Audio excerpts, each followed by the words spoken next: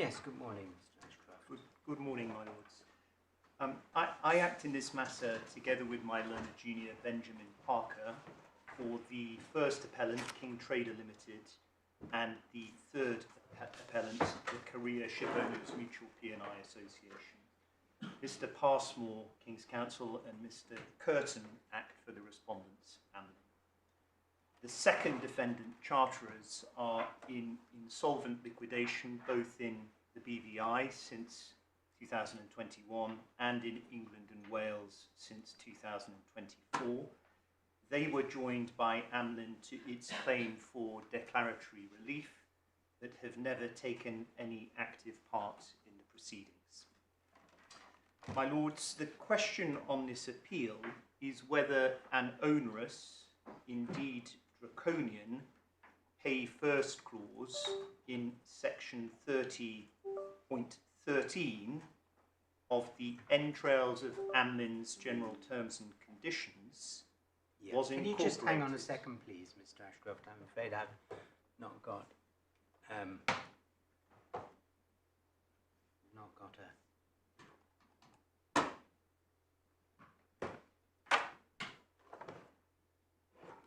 it's all been plugged in the wrong way. People move all my tech. How very frustrating, my lord. I hope it's easily resolvable. I'm sure it is, but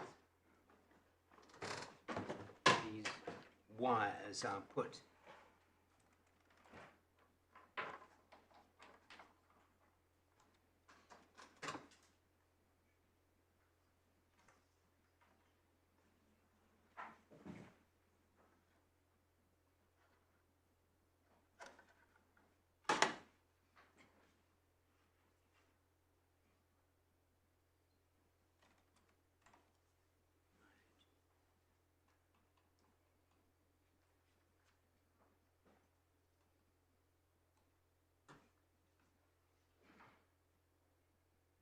Well, we're doing well. Lovely. Off you go. Thank you. My lord, the question on this appeal is whether an onerous, indeed draconian, pay first clause in section 30.13 of the entrails of Amlin's general terms and conditions was incorporated into the insurance policy dated the 28th of March 2018. As I shall make good in due course, my lords. So that's one question. Yes. Not the only question. It's the main question, my lord. Is it? And I will say the overarching question. As I shall make good in due course, my lords, it is entirely fair to say that this pay first clause was buried away in a raft of small print under the innocuous, and I do submit inapposite heading, claims. It was not flagged or signposted in any way. The assured was not warned fairly or at all by Amlin about its existence or its consequences. As I will show you momentarily, my lords, it is plain that the judge himself did not like the construction of the policy overall, which he felt driven to, finding the consequences of it commercially unattractive. Whilst the judge considered that it was beyond the redemptive powers of the common law rules on incorporation and interpretation to construe the policy as not containing the pay first clause, we respectfully submit that the judge underestimated and understated the full power of the common law rules in this area. A proper application of the red hand doctrine and or the well-established law relating to inconsistency and conflict between dominant and subordinate provisions, which are the subject of an express contractual hierarchy clause, and or the clear words principle, can and should, in my submission, lead to a conclusion that Amlin's policy wording is unsatisfactory and is insufficiently clear in the present case to justify the incorporation of the draconian pay first clause into the policy. Now, my lord, there is the matter of Amlin's application to adduce new evidence before this court that was not put in evidence before the judge.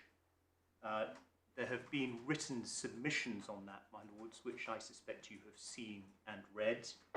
I'm entirely in your hands as to how you wish to deal with that application.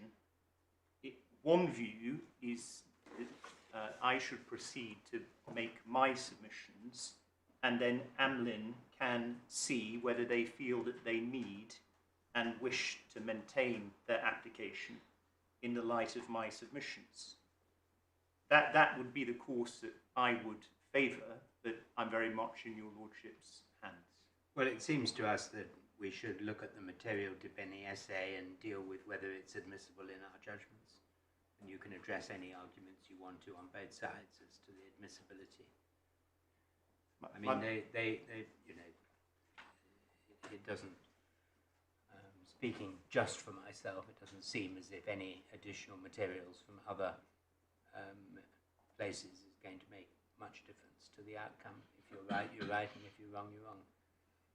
I see that, my lord, and of course that's one of the reasons why we say it shouldn't be admitted. But if your lordships are minded to proceed on the day, well, I think it's quicker and more. We're not going to give a judgment, a separate judgment about it. So I understand, my lord. My lord, sorry to interrupt. Can I just say this, my lord? I don't really know what points and what submissions are going to be made arising out of the documentation. There's nearly 3,000 pages of material. I've read it. I've tried to identify what seemed to me to be potentially just so you know, I haven't got the material. No. I've got some submissions. I've been trying to download. Various people have sent it to me, but they sent it to me at 10:20 today, and I'm just trying now to get the code which will let me download it, which seems very elusive, but I'm not doing too badly, I think, I hope. Very well. Unfortunately, my mouse is very erratic this morning. So, my lord, let's proceed on that basis then. It may well be, my lord, and I never like doing this, but it may well be that I have to ask the court at the end of the day for more time to put in some responsive submissions in writing in relation to the material. Once I've seen how any arguments in relation to it are developed by my learned friend today. But I mention that now. I hope it won't be necessary, but I just lay down that marker. Okay. So, my lord... Can you just tell me, where do we find in all these bundles the submissions about this material? About the admissibility, my lord. I have hard copy bundles, my lord, with 14 tabs, and they run over 3 or 4 full lever arch pages. The submissions, my lord, are in tab 11, which are our submissions as to why the material should not be admitted, and then the respondent submissions in response to that are in tab 13 of that bundle. Well, I'm not even sure if I have that bundle, frankly. I saw for the first time this morning 10 files of something called application bundle. Is it somewhere in there? Or is yes, it will be. Which of those 10 files do I look at? My lord, I don't know, because I don't have 10 files. I have 3 or 4. Perhaps my learned friend can help. Lord, within those 10 files, it's bundle 10. So tabs 7 to 14 are in bundle 10. What are they? Submissions? They're the submissions on the application. When was the application made?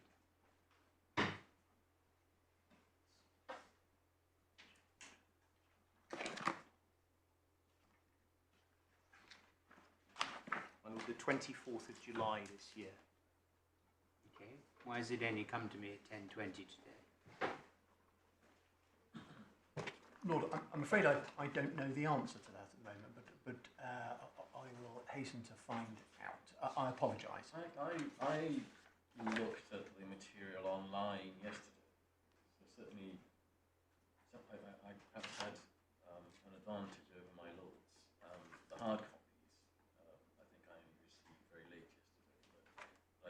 chance to read at least the witness statements and submissions on each side online. I don't know what's happened in relation to my lord.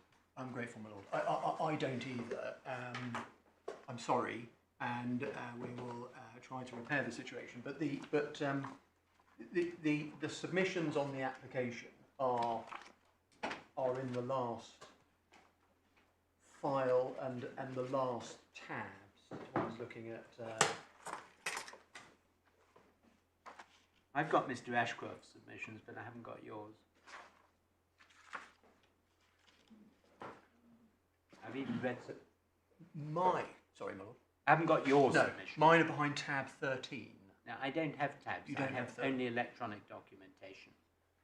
Oh, I And see. So- I have not got the application bundle because somebody has sent it to my clerk, but then my clerk gets the code and I can't put the code. What's confidential about it? I've really no idea why we need codes to download a bundle of wordings, which is all very interesting to the general public, I'm sure, but is not confidential in any sense. Anyway, if somebody can get me an electronic copy of that bundle, it would be very helpful if you want us to deal with it. Of course. Just sending me by email the electronic bundle, it's not that large. If it's too large and it has to be done on SharePoint, then it'll have to be sent to me, not to my clerk, because she's out there and I'm in here. Understood, my lord. Yeah. Thank you, my lord. The route map I intend to follow for my submissions this morning is as follows. First, I wish to consider and emphasise the draconian and uncommercial consequences of the pay first clause in the present type of liability I mean, insurance. the draconian consequences are well documented and clear. There are articles by Lord Mance. We've got many authorities. We've litigated this uphill and down dale for decades. You've got to show us that as a matter of law, this clause was not incorporated in the contract and or is inconsistent with other clauses in the contract. If you can't do that, then in commercial cases we try and apply law that is certain and clear to commercial parties in advance. These are commercial parties. This is not a case of consumer contracts where something is being put over onto an unsuspecting consumer. I mean, the red hand principle is very interesting, Mr Ashcroft, but it's a very unpromising place to start in a commercial contract, isn't it? Well, my lord, I say not so, and I will take the position in relation to the draconian consequences. I mean, is there evidence quickly. that they didn't know about the clause? My lord, there's no evidence either. There's no evidence either way on that. Well, then how can you say it's needed to be highlighted and it wasn't known to the insured? My lord, that because that's what the red hand doctrine requires in my submission. Really? I will No show you the evidence, law. just... I will show you the law on that. Well, this is one case of Lord Denning's years and years ago, is it? No, not so much. I will show you some law on that. The draconian consequences are important, both for the red hand argument and for the inconsistency argument, because it's only when you fully appreciate the draconian consequences that you can see. Do you assume that we haven't really appreciated the draconian consequences? It's obviously absolutely fundamental. In insolvency, you don't get the money and you go bust. My lord, yes, and this type of provision has been. I'll show you the cases briefly, my lord. This type of provision has been described as rendering liability insurance of quote little value to the person to be indemnified. Close quotes. Well, it's of great value if you're solvent, and of It's- no value if you're insolvent. Or valueless. Is there evidence valueless. about the premium? How much premium you pay? Do you pay less premium when you have pay to be paid clauses? There's no evidence on that one. No. Valueless is another description. Unacceptable is another description. Producing wholly unreasonable quotes consequences is another description. As providing quotes an unsatisfactory cover quotes is another. As being quotes inimical quotes, to one of the main purposes of liability insurance is another, as giving rise to perverse underwriting perspectives is another, and finally, as reducing the efficacy of protection that liability insurance provides to assureds and third parties, quotes, when it is most needed.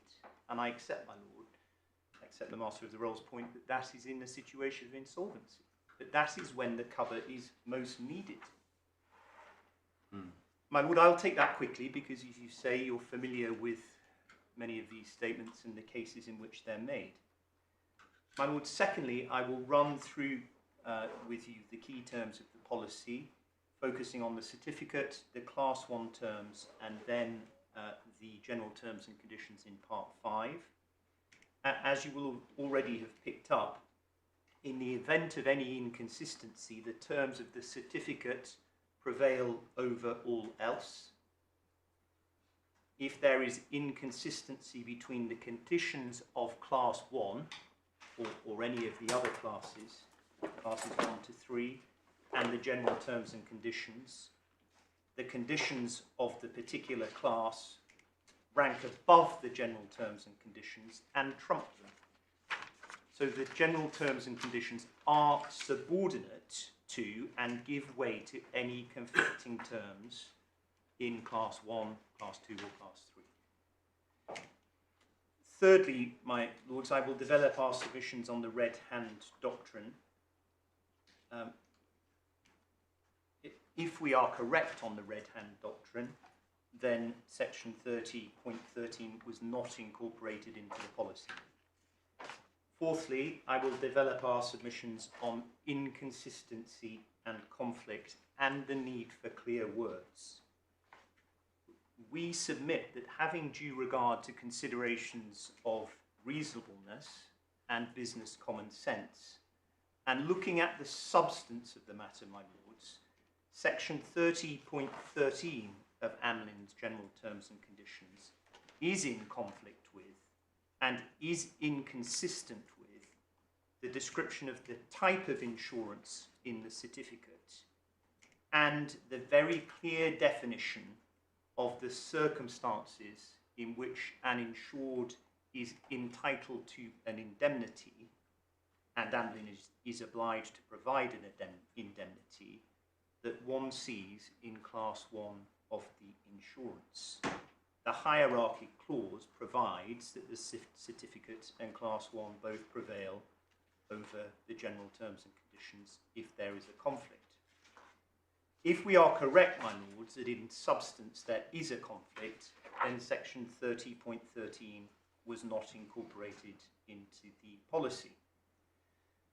My lords, this inconsistency or conflict argument interrelates with our case that there is a need for clear words before the court should conclude that a contract as a whole results in an agreement under which the assured has to pay first and discharge any liability by payment before it is entitled to $1 by way of indemnity from the insurers.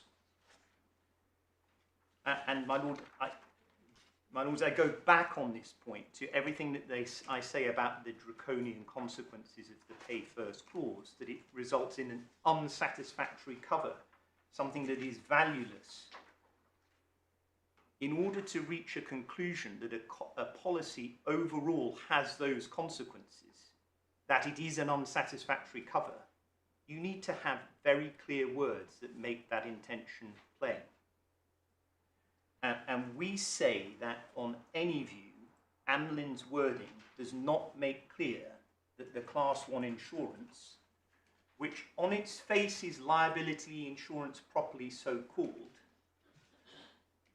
is in fact never anything more than indemnity insurance in respect of actual out-of-pocket costs and expenses that the assured has paid in respect of established liabilities. Clear words are and should be required to produce such an unsatisfactory end result, and Amlin's wording is simply not sufficiently clear. Fifthly and finally, my lords, I will deal with any remaining points made by the judge in the judgment or by Amlin in its written submissions, which I need to say something more about and have not covered in my prior submissions. My lords, as will be apparent from that route map, I do not seek to rely separately on the contention that none of Amlin's general terms and conditions were incorporated into the policy, save for those expressly mentioned by section on the certificate. My lords, there is no doubt that much clearer wording could have been used to indicate that Amlin was seeking to incorporate its general terms and conditions into the certificate, not merely the conditions that relate to Class 1 and Class 4 of the insurance. But, my lords, I don't push that point independently. I rely upon the points that we have set out in paragraphs 17 to 19 of our skeleton, which we describe as Route 1, only as further support for the submissions in relation to the red hand doctrine, described in our skeleton as Route 2, not as a standalone point. So, my lords, can I turn to waypoint 1, the onerous and draconian nature of the pay first provisions in liability insurance and the unsatisfactory and commercially unreasonable consequences to which they can give rise. And my lords, can we start with the Law Guarantee Trust case in tab 2 of the bundle of authorities? My lords, this case concerned a contract of insurance between the society and a mortgage insurance company.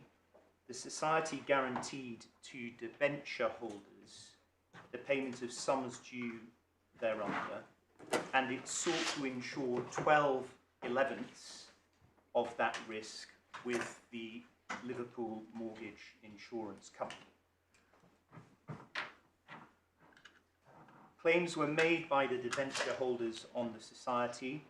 It could not meet them and went into liquidation.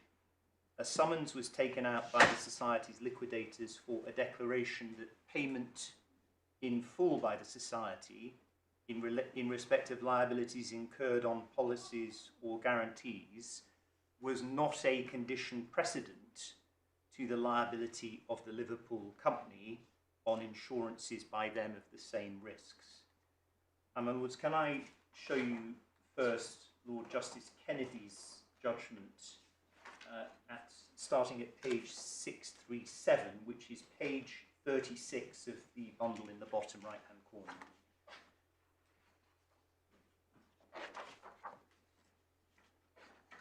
My lords, can I ask you to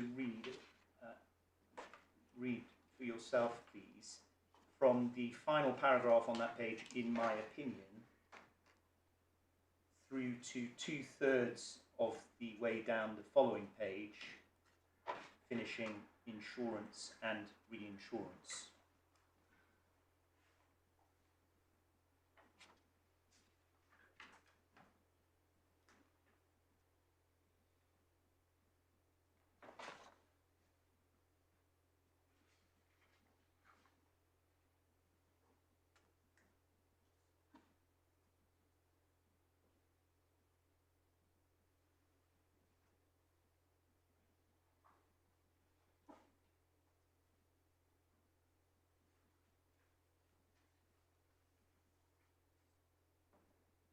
Yeah. And one would I highlight in particular, if it be held that payment is a condition precedent to recovery, the contract may be of little value to the person to be indemnified. And can we go back, please, to page 634 in the judgment, Lord Justice Buckley's judgment, page 33 of the bundle. And can I just ask you to read, my lords, to yourself the paragraph starting, "I am anxious."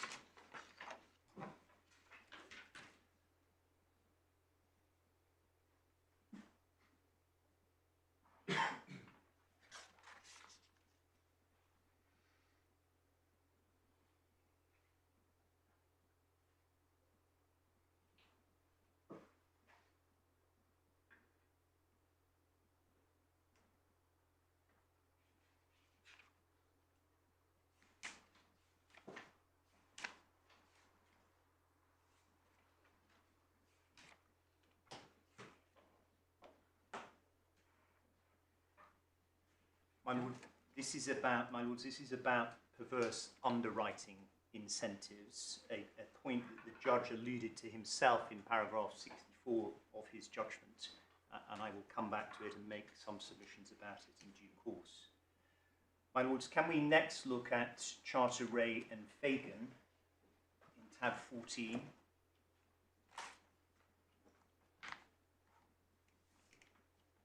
My lords, of course, as you know, this is a case that was concerned with excess of loss reinsurances, and the words, the sum actually paid, in a net loss or ultimate net loss clause. But it contains, in my submission, statements which are relevant in the present liability insurance contract context. And my lords, can we begin with Mr Justice Mance's judgment at page 295, page 330 internally of the report.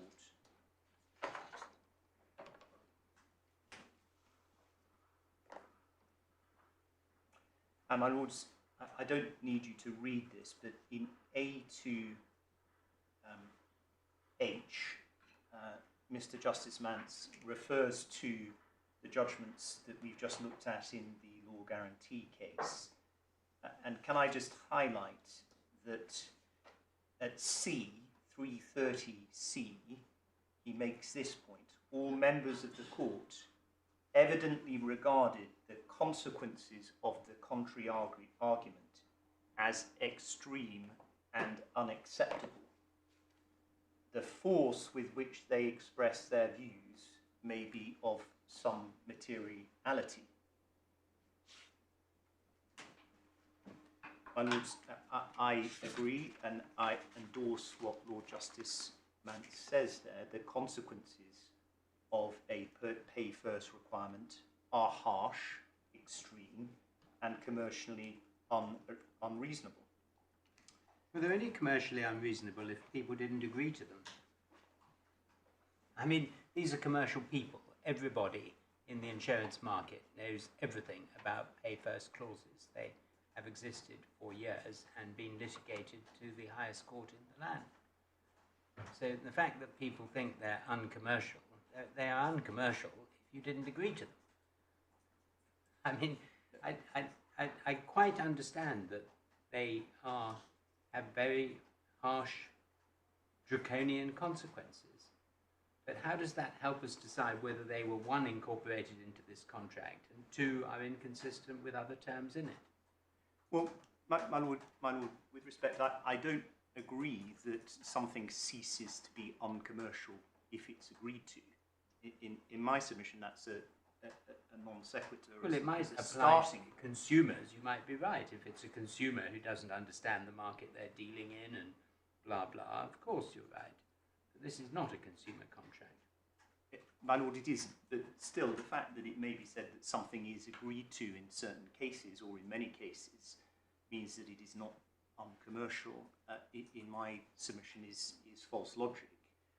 My lord, the point is still that, obviously in relation to the red hand, if something is very uncommercial, very harsh, then, and I'll show you the law on this, even in a commercial context, the law says that the other party's attention needs to be drawn fairly to that very harsh clause. That's point one.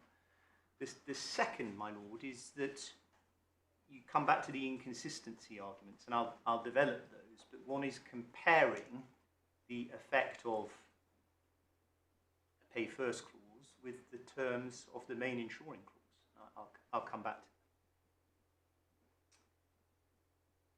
that. My lords, can I just show you while we're here, page 299 of the bundle, page 334 of the report.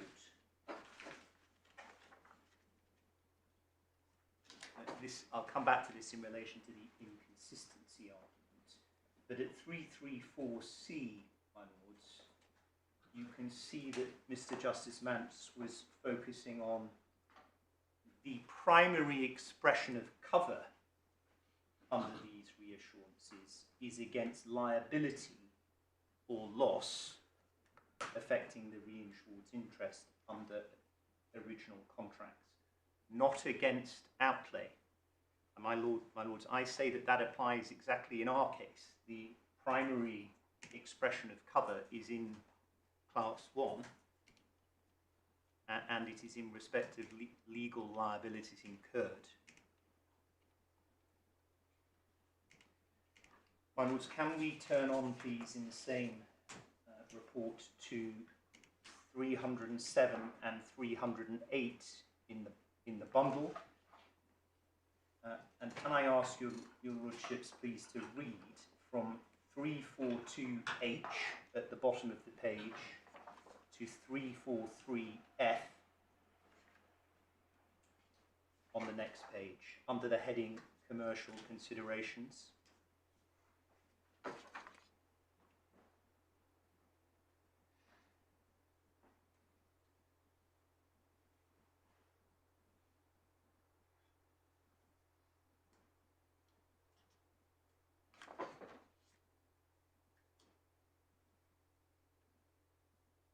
Sorry, I think I've misunderstood your References. yes.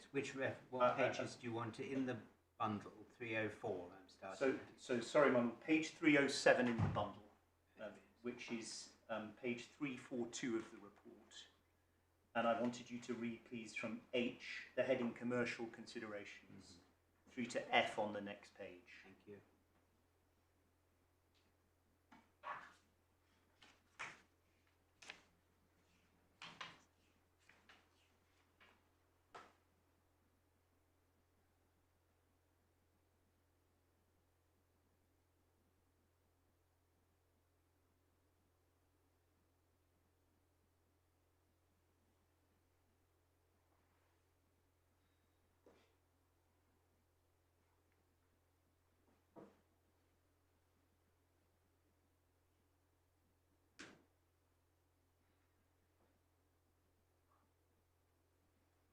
Yeah. May I just ask about this passage? Of course. In this case, was the clause express that payment was a condition precedent? Because Mr Justice Mance says in line 2 on page 343, the suggested precondition of prepayment would be detrimental to the expectations of commercial people. What was an issue in that case? My lord, thank you, my lord. If your lordship goes back to the start of the tab, page 278, Yes. The argument was about the definition of the net loss or ultimate net loss clauses, and my lord can see that the definition was the sum actually paid by the reinsured in settlement of losses or liabilities. And the argument being made, my lord, was that that was a condition precedent to recovery, that the sum actually had to be paid out before it could be claimed under the reinsurance. Yes, but might it be said that the clause we're concerned with on this appeal expressly, in so many words, describes it as a condition precedent? It does use the words condition precedent to recovery, my lord. And I'll address of course, I understand you're going to go on to submit that it wasn't successfully incorporated. There wasn't a red hand pointing attention to it, and it's inconsistent with the fundamentals of the certificate of insurance. I understand all of those arguments. I follow. But I'm just trying to understand how far we can get assistance from authorities which talk about the reasonable expectations of commercial people. Yes. When we're dealing with arguably a different clause. I see force in that, my lord. And the reasons really why I refer to this is because I do submit that the same commercial considerations that militated against the conclusion that was being contended for in Charter Ray militate against the conclusion that Amlin is contending for here. The commercial considerations... Well, except this was a construction of the words actually paid. Yes. And Lord Hoffman said in the House of Lords or the Supreme Court, whichever it was, that the words actually paid in this context did not mean actually expended the money. The words meant when my wife, I think famously said, comes home with a red dress, and I said, how much did you pay for that red dress? I'm not asking her whether she handed over the money. Whether she took it on credit or... Exactly. Yes, I'm not sure that we would necessarily use those same examples nowadays, my lord. I'm sure we wouldn't, but, but I'm afraid I remembered it because of my great age. My lord, yes. So I submit the commercial considerations apply similarly in our context. And my lords, I also rely upon what Mr Justice Mance says about insurance. In insurance, this is at D on page 343. D on page D, 343. the matching of exposure and protections to assure both solvency and profitability is absolutely fundamental. And my lords, yes, I agree, and that is one of the primary purposes of liability insurance. I'll come back to that. Was 343 internal or external? 343 internal, my lords, and D. We So it's do page need to use a consistent reference. Of course. Because the numbers are very similar. I understand, my lord. Sorry.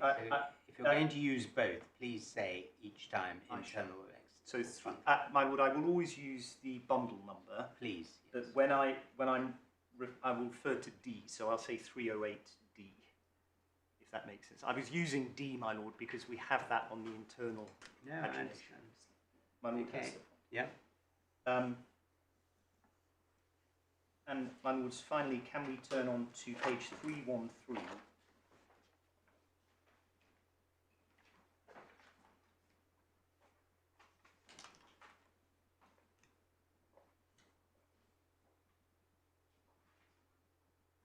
Three, 313, my lord, and at C, just emphasising the point again that when considering the ante, Mr Justice Mance emphasised that the provisions on which the syndicate place greatest reliance distinguishing the ante, he says that that in this case, in Charter Ray, the provisions on which the syndicate place greatest reliance do not appear in the basic indemnity clauses, but in other clauses. And then at 313E, my lord, he distinguished the Fanti and the Sacconi cases on the basis that the wording relied on there was part of the main indemnity provision. And my lords, we'll come back to this in relation to inconsistency, but Mr Justice Mance was rightly, in my submission, heavily influenced by the way in which the basic or main indemnity provision is framed. That is important. It's the important starting point. My lords, can we turn to Lord Justice Simon Brown's judgment in the Court of Appeal?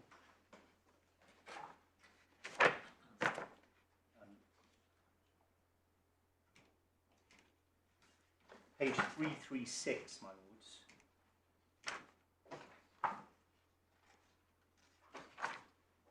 My lords, can I just ask you to read to yourselves the first paragraph, A to B, 336.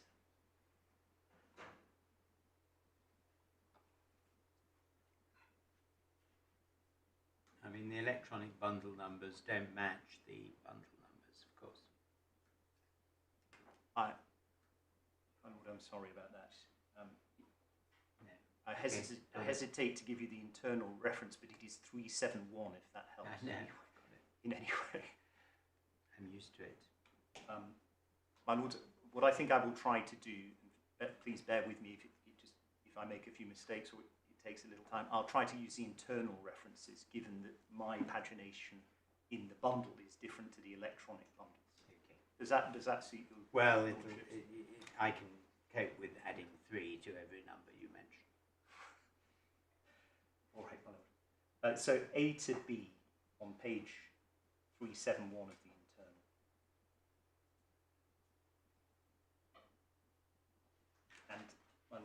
can I then ask you to read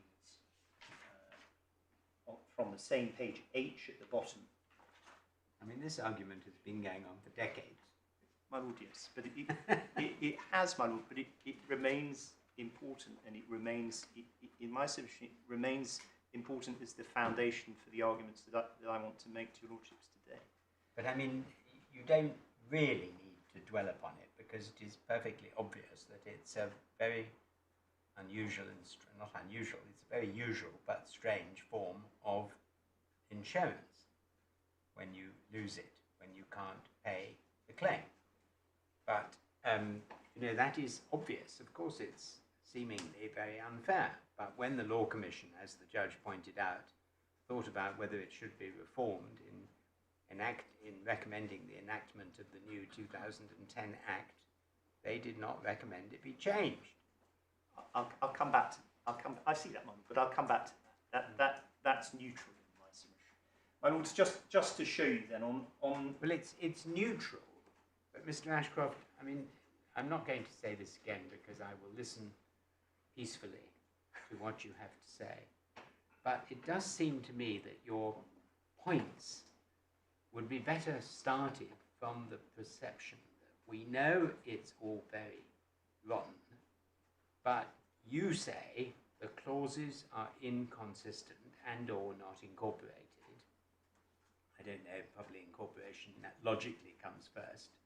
Inconsistency seems to me to be perhaps the closest you come to an argument that could succeed on established contractual principles. But you want to poison our minds first. I mean, you know, we get it. I mean, I do anyway. And my lord seems to get it as well from his comments. It's all very unfair. yes. But the question in commercial contracts is not whether it's unfair, it's whether that's what the parties are to be taken to have agreed from the words they used within the four corners of the contract on a proper interpretation of those words. Indeed. Even putting aside the red hand principle, my lord, Putting aside and the red hand I see that I've got some work to do in relation to that, at least with your lordship. But even putting that to one side, Yes. still the clear words principle and how you read a contract when there's an argument about consistency and conflict, bearing in mind the need for clear words to achieve an overall construction, which if one looks at Lord Justice Simon Brown's judgment, page 337 of the bundles, in my bundle, page 372 internal, a construction that is wholly unreasonable. A result that is wholly unreasonable. Those were slightly different. That was a slightly different era, 1997. I do remember it rather well. But yes. Yes. Yes, of course. But you still, I mean, the point you have to persuade us of is that the clause is genuinely inconsistent, Yes. as opposed to being capable of interpretation together with the insuring clause. Yes. And if it's genuinely inconsistent, the proper approach is to disregard it. Yes, ma'am. Now, I think you know and I know that in 1997, some courts were rather more willing to, as I would say, because you can call me an old sort of hard-nosed black-letter lawyer if you like, but were rather more willing to play fast and loose with contractual language than we are today, because we value commercial certainty, and commercial certainty is often best delivered by giving effect to the words of the contract. But I'm quite willing to accept you may be right that these clauses are inconsistent in some way and cannot be read together, and even applying Lord Hamblin's read them together test, it wouldn't work.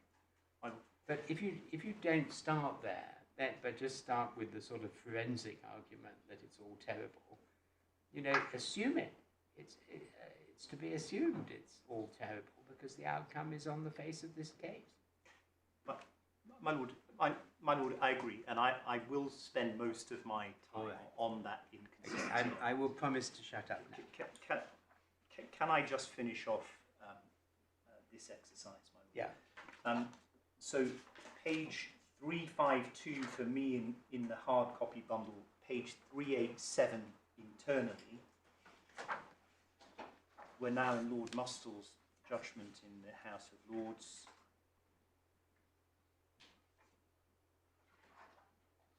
And my lords, at C to D, Lord Mustle says it follows that in principle the liability of the reinsurer is wholly unaffected by whether the reinsured has satisfied the claim, and he refers to the Eddystone case. This result can undoubtedly be changed by express provision. And my lords, this is very important for the inconsistency argument and the clear words principle as well. But clear words would be required. And it would, to my mind, be strange if a term, and these words are very important, my lords, changing so fundamentally the financial structure of the relationship were to be buried in a provision such as Clause 2, concerned essentially with the measure of indemnity, rather than being given, and again very important, my lords, a prominent position on its own. My lords, I say that is relevant both to red hand and to inconsistency and conflict. And I'll come back to that.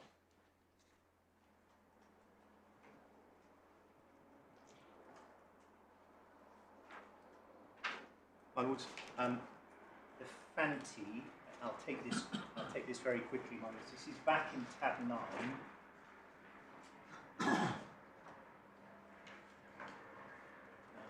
Page 137 of my bundle, page 244 of the internal report.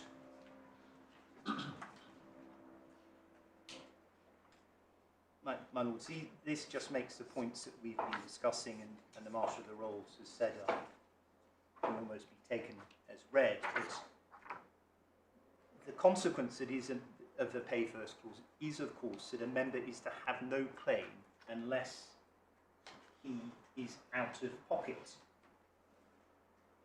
And, my lords, at the right-hand column here, Lord Justice Bingham emphasises that in the rules, it's about 10 lines down or so, my lords, in the rules, the crucial clause containing the right of indemnity and the club's duty to indemnify is unambiguously and unconditionally subjected to the condition of prior payment.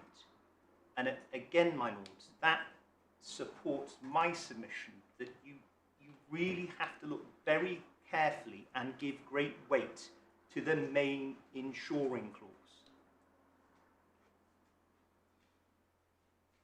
And it should, if this is the real intention, make it clear unambiguously and unconditionally that there is a condition of prior payment.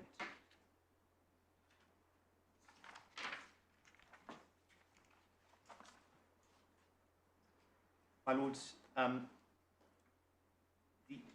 we've referred to Mr Justice Hurst's judgment in the Italia Express number 2 in our skeleton. My lords, I don't propose to take it up. It's in tab 11 of the bundle of authorities. And, my lords, we have cited Mr Justice Hurst's view that a pay first rule is, quote, entirely inappropriate in the non-club environment of a commercial insurance contract. And my lords, Lord Justice Hurst said that because he could not see any commercial justification for such a clause outside the non-club environment.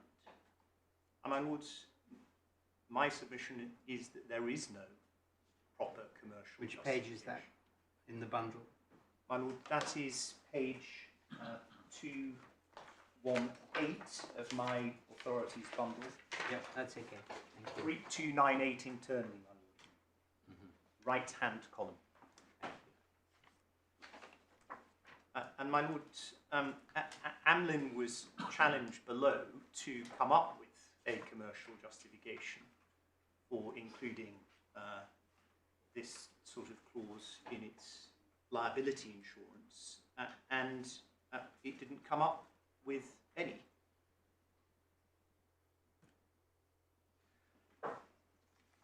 Are you saying it has no commercial or economic value whatsoever? I can't think of. Well, I can't think of. Well, of course, I understand the difficulties if you've become insolvent, but if you've had to pay out $47 million and you're reimbursed for that, why is that not of some commercial or economic value to you? Oh, my lord, if you can pay and you are reimbursed, then the reimbursement is of economic value. Yes, of course, I don't accept that. But what I'm saying is that I can't think of any good commercial justification why a commercial liability insurer would insist on including a pay first provision in its policy. That's the point I'm making. I mean, what about if it saves them money? I mean, insurers are generally concerned to save money and to take less risk, and a policy with a pay first clause provides a lesser level of risk. And how do we know whether your clients did not pay or the charterers did not pay a lesser premium? My lord, we don't. There is no evidence as to whether the pay first clause, if it's included, no. I mean, is that's reflected in the problem with these premium forensic arguments is they're not based on any evidence. And the only argument that was before the judge is an argument about the proper meaning of the contract. Yes. I mean, I put the point already, but the forensic arguments don't run without evidence. My lord, you have Mr Justice Hurst's statement. Yes, we know what Mr Justice Hurst and Yes. Lord Mance thought, and we know what the Law Commission said, and we know more recently Yes, what's been done by Parliament. indeed. I'll come on to that. My lord, I'm not going to turn it up, but Mr Justice Mance endorsed We know. Mr Justice Hurst's read view his in his article. We read article. it at You the have time. read that.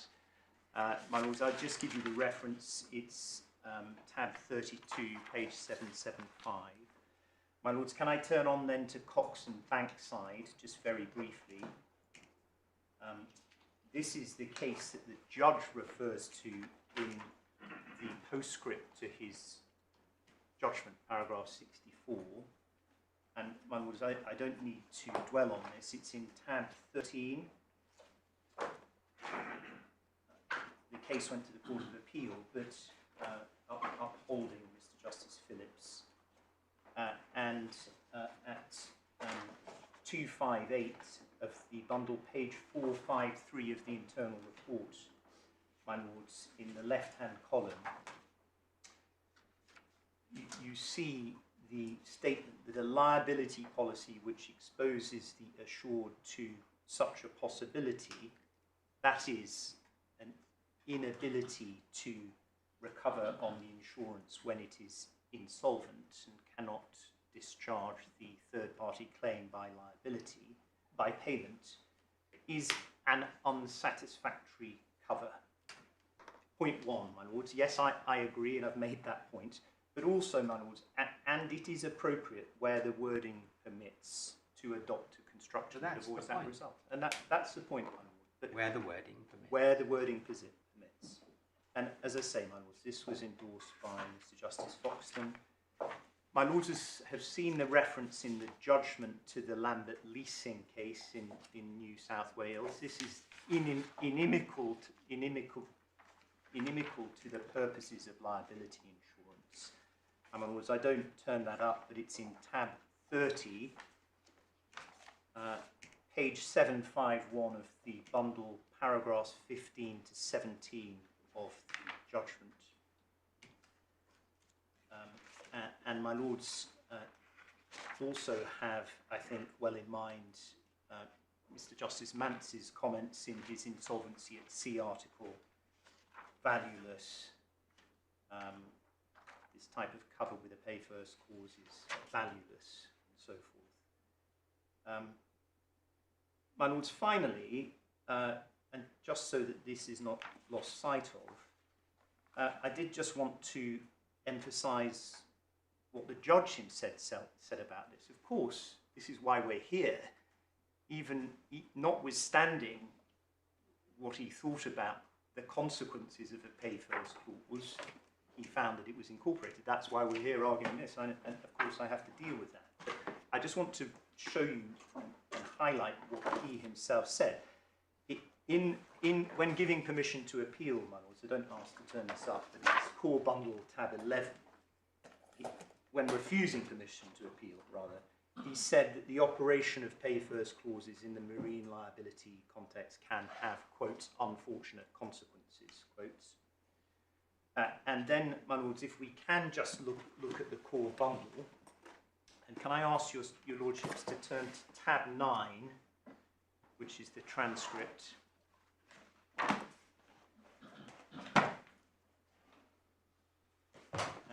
my lords, can you please turn to page 88 in the bundle?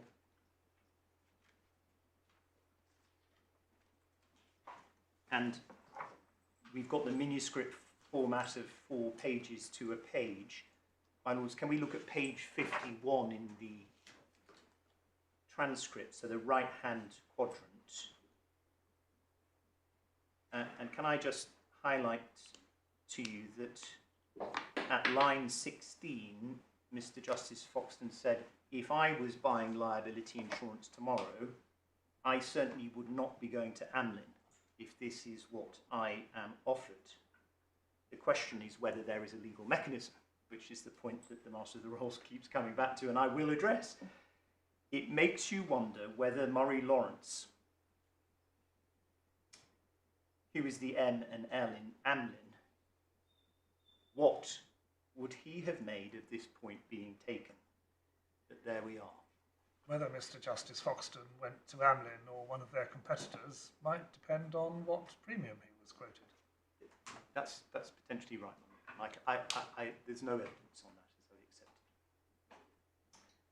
I accept.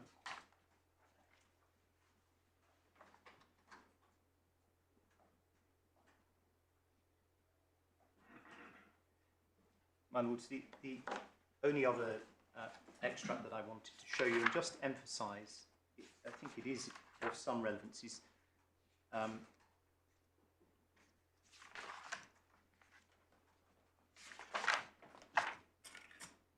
page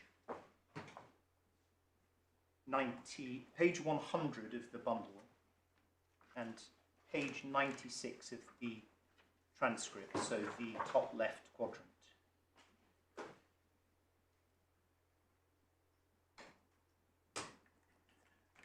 Now, my lords, this may be relevant in relation to my learned friend's application and some of the points that you brought to me this morning, but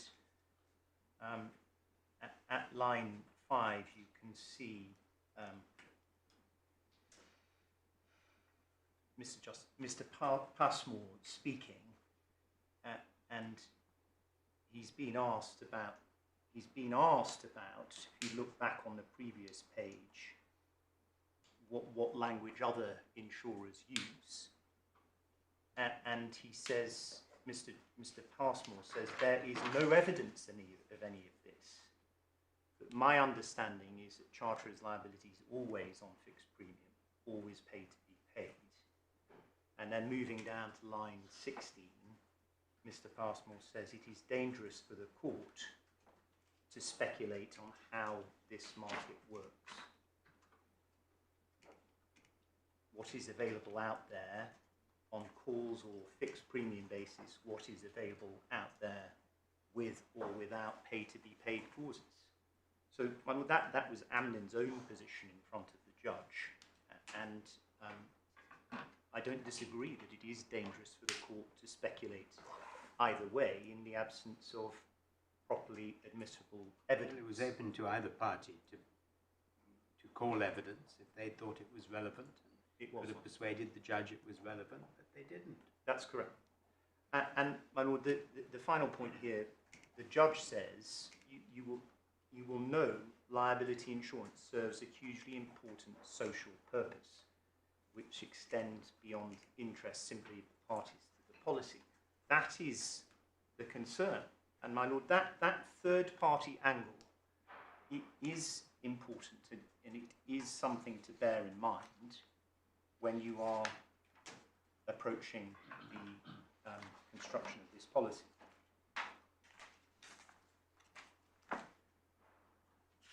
My lords, I have nearly finished on this. The perverse underwriting incentives that Lord Justice Buckley referred to in the law guarantee case, and the judge himself alluded to in the postscript to his judgment, paragraph 64, may arise in various ways. First, an insurer may be motivated to sell large amounts of high value cover to insureds who are unlikely ever to be able to pay first. If a large liability arises and they cannot pay, the insurer retains the windfall benefit of the premium, and the insured is forced out of business and cannot claim an indemnity under his insurance. Second, an insurer will wish for its insured to go insolvent when faced with a claim, and may be minded to act so as to increase, or at least so as not to mitigate, that risk. And third, my lords, I haven't taken you to Mr Justice Mance's article in Insolvency at Sea, but you will see in that article, when he talks about the perverse incentives, he talks about insurers being disincentivized from settling third-party claims direct. The reason being that if they don't engage in that process,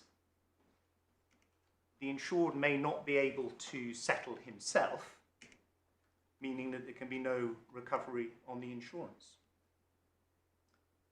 So, my lords, I've made my points that these clauses are harsh, potentially extremely unfair, onerous and draconian, and that they can negate cover at the very time when it is most needed. The consequences of their operation can be commercially unreasonable, and I'm going to address the red hand doctrine and the conflict, consistency and clear words principle against that background. My lords, before I do that, and conscious that I suspect that you have looked through the policy terms to some extent, can I take you through the policy? And my lords, we have that in the call bundle, tab 15.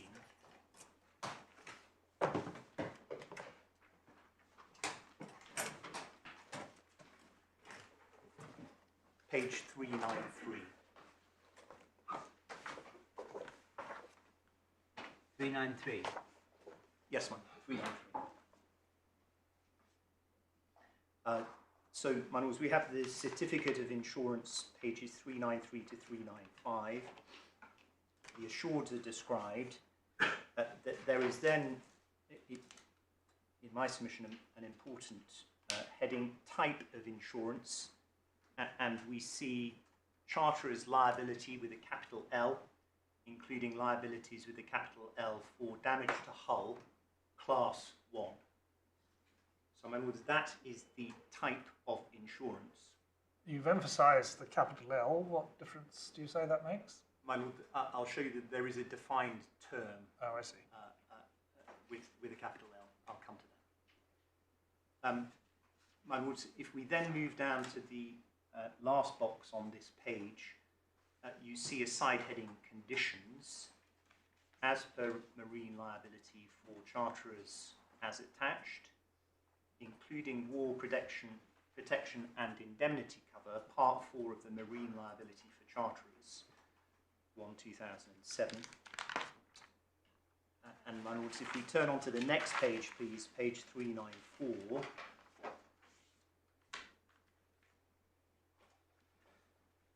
The penultimate box on this page, payment terms. My lords, this is of some real significance. Breach of payment terms may lead to rejection of all claims, whether arising before or after the breach, as per marine liability policy for charterers. I'll come back to that in relation to the red hand arguments. The certificate, my lords, was signed on behalf of Amlin, as you can see on page 395, but it was not signed on behalf of the short. My lords, can we then turn to the index, which is pages 398 to 399. And my lords can see across these two pages that there are 7 parts. Parts 1 to 3 relate to classes 1, 2 and 3 of insurance. There are only 3 classes of insurance. Part 4 is war, protection and indemnity cover, and then Part 5 is the general terms and conditions. Part 6, additional cover and extension clause, and Part 7, definitions. And I'll show you the definitions, including of capital L, capital L, legal liability in that section. My lords, if we're looking at the index, you can see that section 30, which contains the pay first clause, is simply referred to here as section 30 claims. And we also have headings to the cessor of insurance and termination, section 31, and the effect of cessor of insurance, section 32. So, my lords, there is nothing in the index which indicates that the policy contains a pay first clause, or contains any hint that this is not liability insurance properly so called. My lords, if we then turn to class 1, part 1, charterer's liability, class 1, this starts on page 400.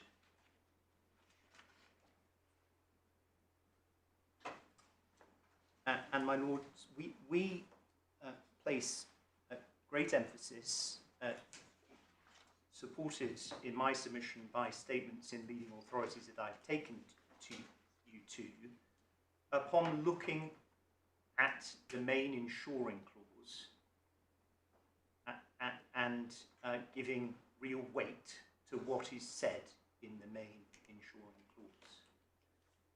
And my lords, there is no doubt that if you read this clause, it contains a mandatory obligation to indemnify against legal liabilities, to capital L's, costs and expenses, which are incurred as set out in sections 1 to 17 below. And my lords, will come to the definition, but just let me read to you now. Legal liability is defined in part 7, that's page 420, as, quotes, liability arising out of a final and unappealable judgment or award from a competent court, arbitral tribunal, or other judicial body. My lords, you will note that there is no statement here at the outset of class 1 that the cover set out in sections 1 to 17 is subject to the general terms and conditions, or subject always to the general terms and conditions. My lords, can I also highlight the drafting of various other sections of class 1, which in my submission is significant and important. Section 1.1, my lords. The obligation is to indemnify in respect of a liability which arises, present tense, not a liability which arose and has been discharged. And my lords, we see the same wording in section 2.2.2, section 3.2.1, and section 4.1d, all of which refer to a liability which arises in the present tense, clearly connoting a continuing extant liability. To similar effect, my lords, is the wording in section 1.2. The obligation is to indemnify in respect of a liability, quotes, for which the assured is legally liable. And there is the same wording in section 13.1, is legally liable. Again, that necessarily entails a continuing extant liability. The liability, the wording, does not fit with a scheme under which the liability has ceased to exist because it has been already discharged by payment. And finally, and again to similar effect, my lords, we have in section 2.1, 3.1, section 5 and section 8, wording which makes clear that the obligation to indemnify is in respect of the assured's, quotes, liability to pay, quotes, a third party. And again, my lords, that is only consistent with an existing continuing liability. My lords, if we move on to part 2 of the insurance, on page 405, my lords, this is defence cover for legal costs. Now, my lords, I think it is common ground that the assured, in this case, did obtain such cover at the same time as Class 1 cover, but it was subject of a separate certificate of insurance. My lords, I refer to it only to highlight the contrast between the wording at the outset of Class 2 with the wording at the outset of Class 1. My lords can see that Class 2 starts and states at the very outset that the standard cover it details is, quote, subject always to the terms and conditions of this policy and the provisions of the general terms and conditions mentioned in Part 4 and the provisions mentioned in Section 19 below. My lords, there is a glitch here in Amlin's wording because the general terms and conditions are in Part 5, not Part 4. However, the fact is that the opening words of Class 2 purport to give overriding effect to the general terms and conditions, subject always to. So subordinating the Class 2 terms to the general terms and conditions. There is nothing similar in Class 1. Class 1 makes no mention of the general terms and conditions. My lords, can we then turn to the general terms and conditions in Part 5? You see those at page 410. My lords, the Section 25 is obviously central to the inconsistency conflict argument. My lords, I don't read that out to you. But what this clause does make clear, my lords, is that the provisions of Class 1 and the general terms and conditions are not, to use one of the judge's phrases, of coordinate standing. What Section 25 makes absolutely plain is that the Class 1 conditions have a higher standing. They prevail over the general terms and conditions, if and insofar as they are in conflict. My lord, Section 27 deals with the certificate of insurance. I don't think I need to read that to you. Section 29.2, my lords, can I pick this up? Now, my lords, please recall those words in the certificate, those signposting words in the certificate relating to payment terms. This is one of the provisions that they are flagging, signposting, or red-handing in the certificate. The assured shall pay the premium strictly as required by the company in the certificate of insurance, or as the company shall specify from time to time. Time shall be of the essence as regards any due date as hereinafter defined. And then if we turn, my lords, please, over the page to 29.5, another one of the terms that are red-handed in the certificate, where the assured has failed to pay, the company shall have the right to serve a notice upon the assured, requiring him to pay by any date specified, not being less than 7 days from the date on which notice is given.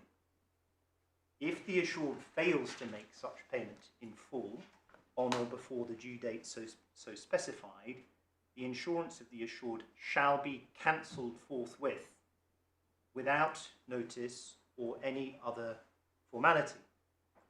The effect of such cancellation shall be as set out in section 32.1 below. Notwithstanding that the insurance has been cancelled, the assured shall be liable for all or any amounts which have fallen due under this policy prior to cancellation. And we'll come back to section 30, but can we just jump ahead to section 32.1, which is referred to in this section 29.5. 32.1, page 414, my lords, effect of cessor of insurance.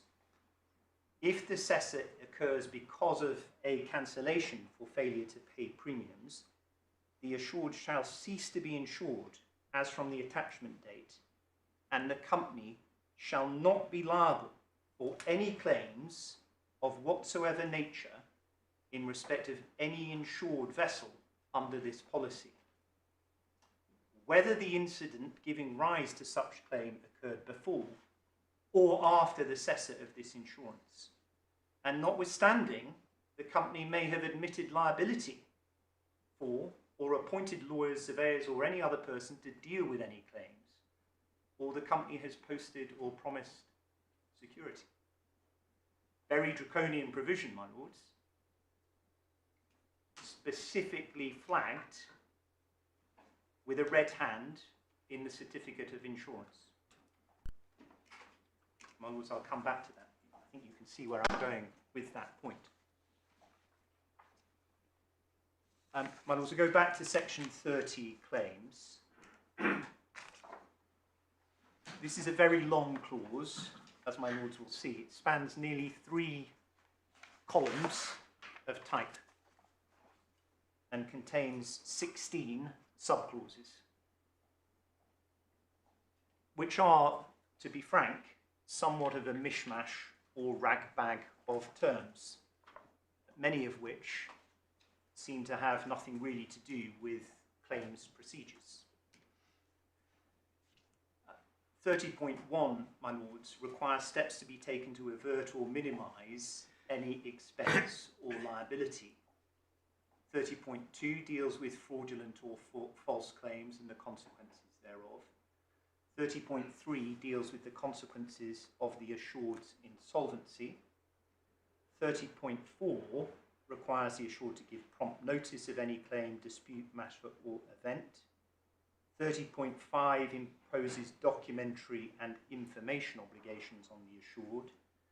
30.6 also relates to the production of documentation and information by the assured. 30.7 concerns interviews of servants and agents in connection with a claim.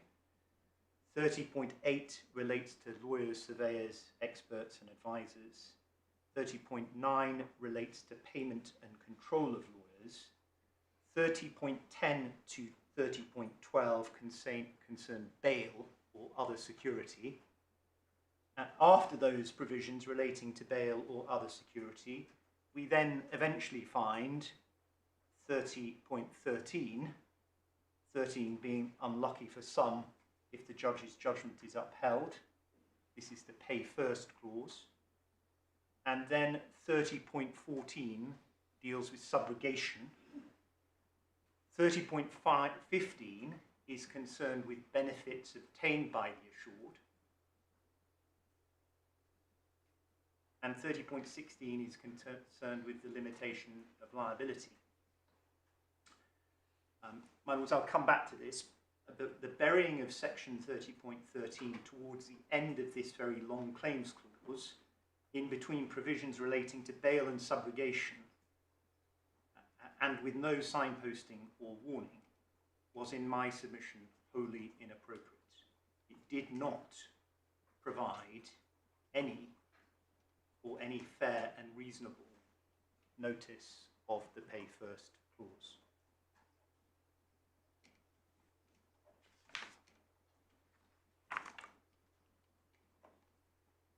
My lords, the definitions are in part 7. I'll just show you those very briefly. Page 419. My lords can see the certificate of insurance defined, and that also explains the significance of the certificate. Class of insurance is defined, and then over the page to page 420, legal liability or Justice Miles is defined at the top of that page, and then halfway down, policy of insurance is defined.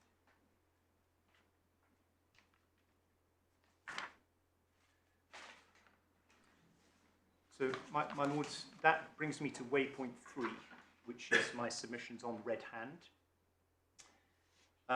My lords, the law in relation to the red hand principle is,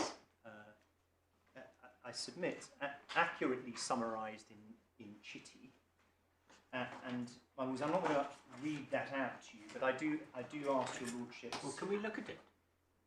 If Can you we say that's the law, can we look at it? Yes, of course, my lord. Yes, of course. It's tab 33 of the authorities bundle. Which page? Page 786, my lord. 786. 786, yes.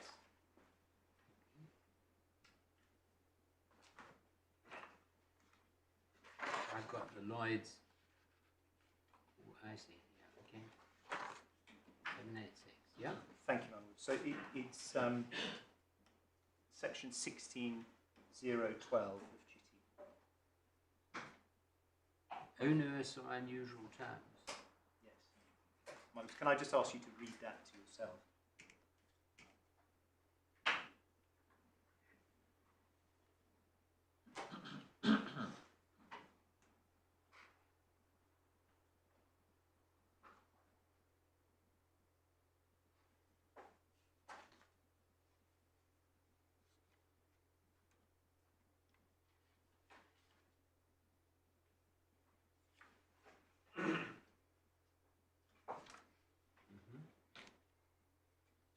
Depends on the facts, and it's all very.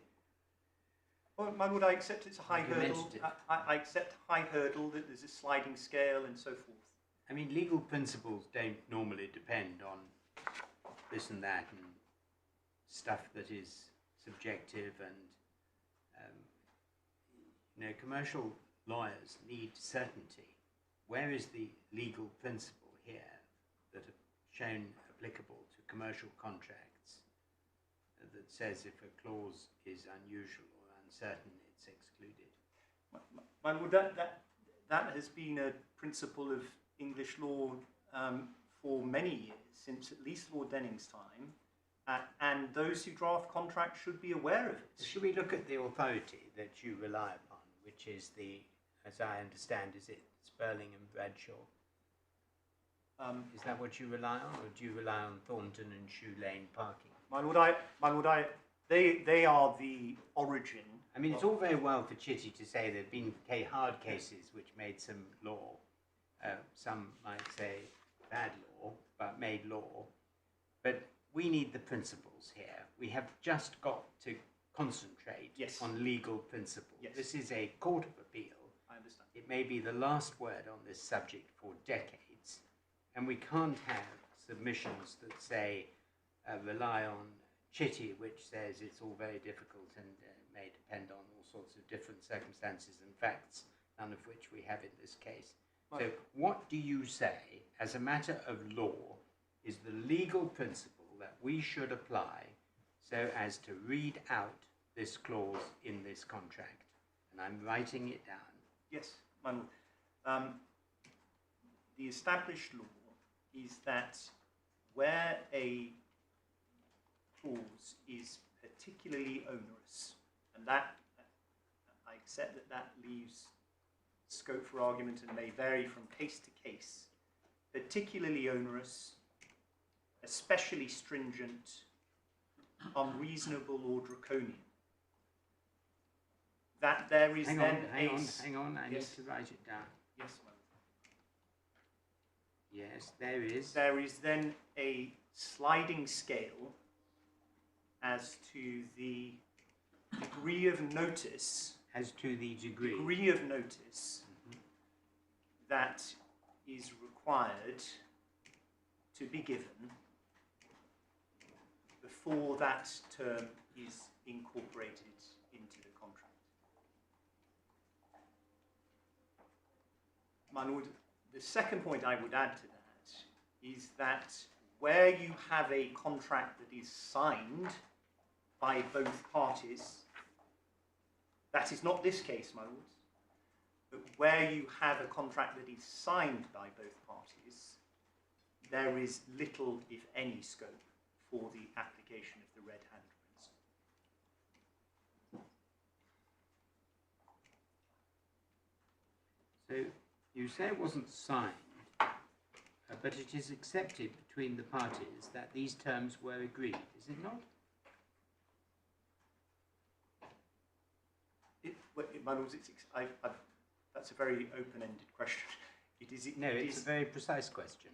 It is accepted on the pleadings in this case, is it not, or is it not?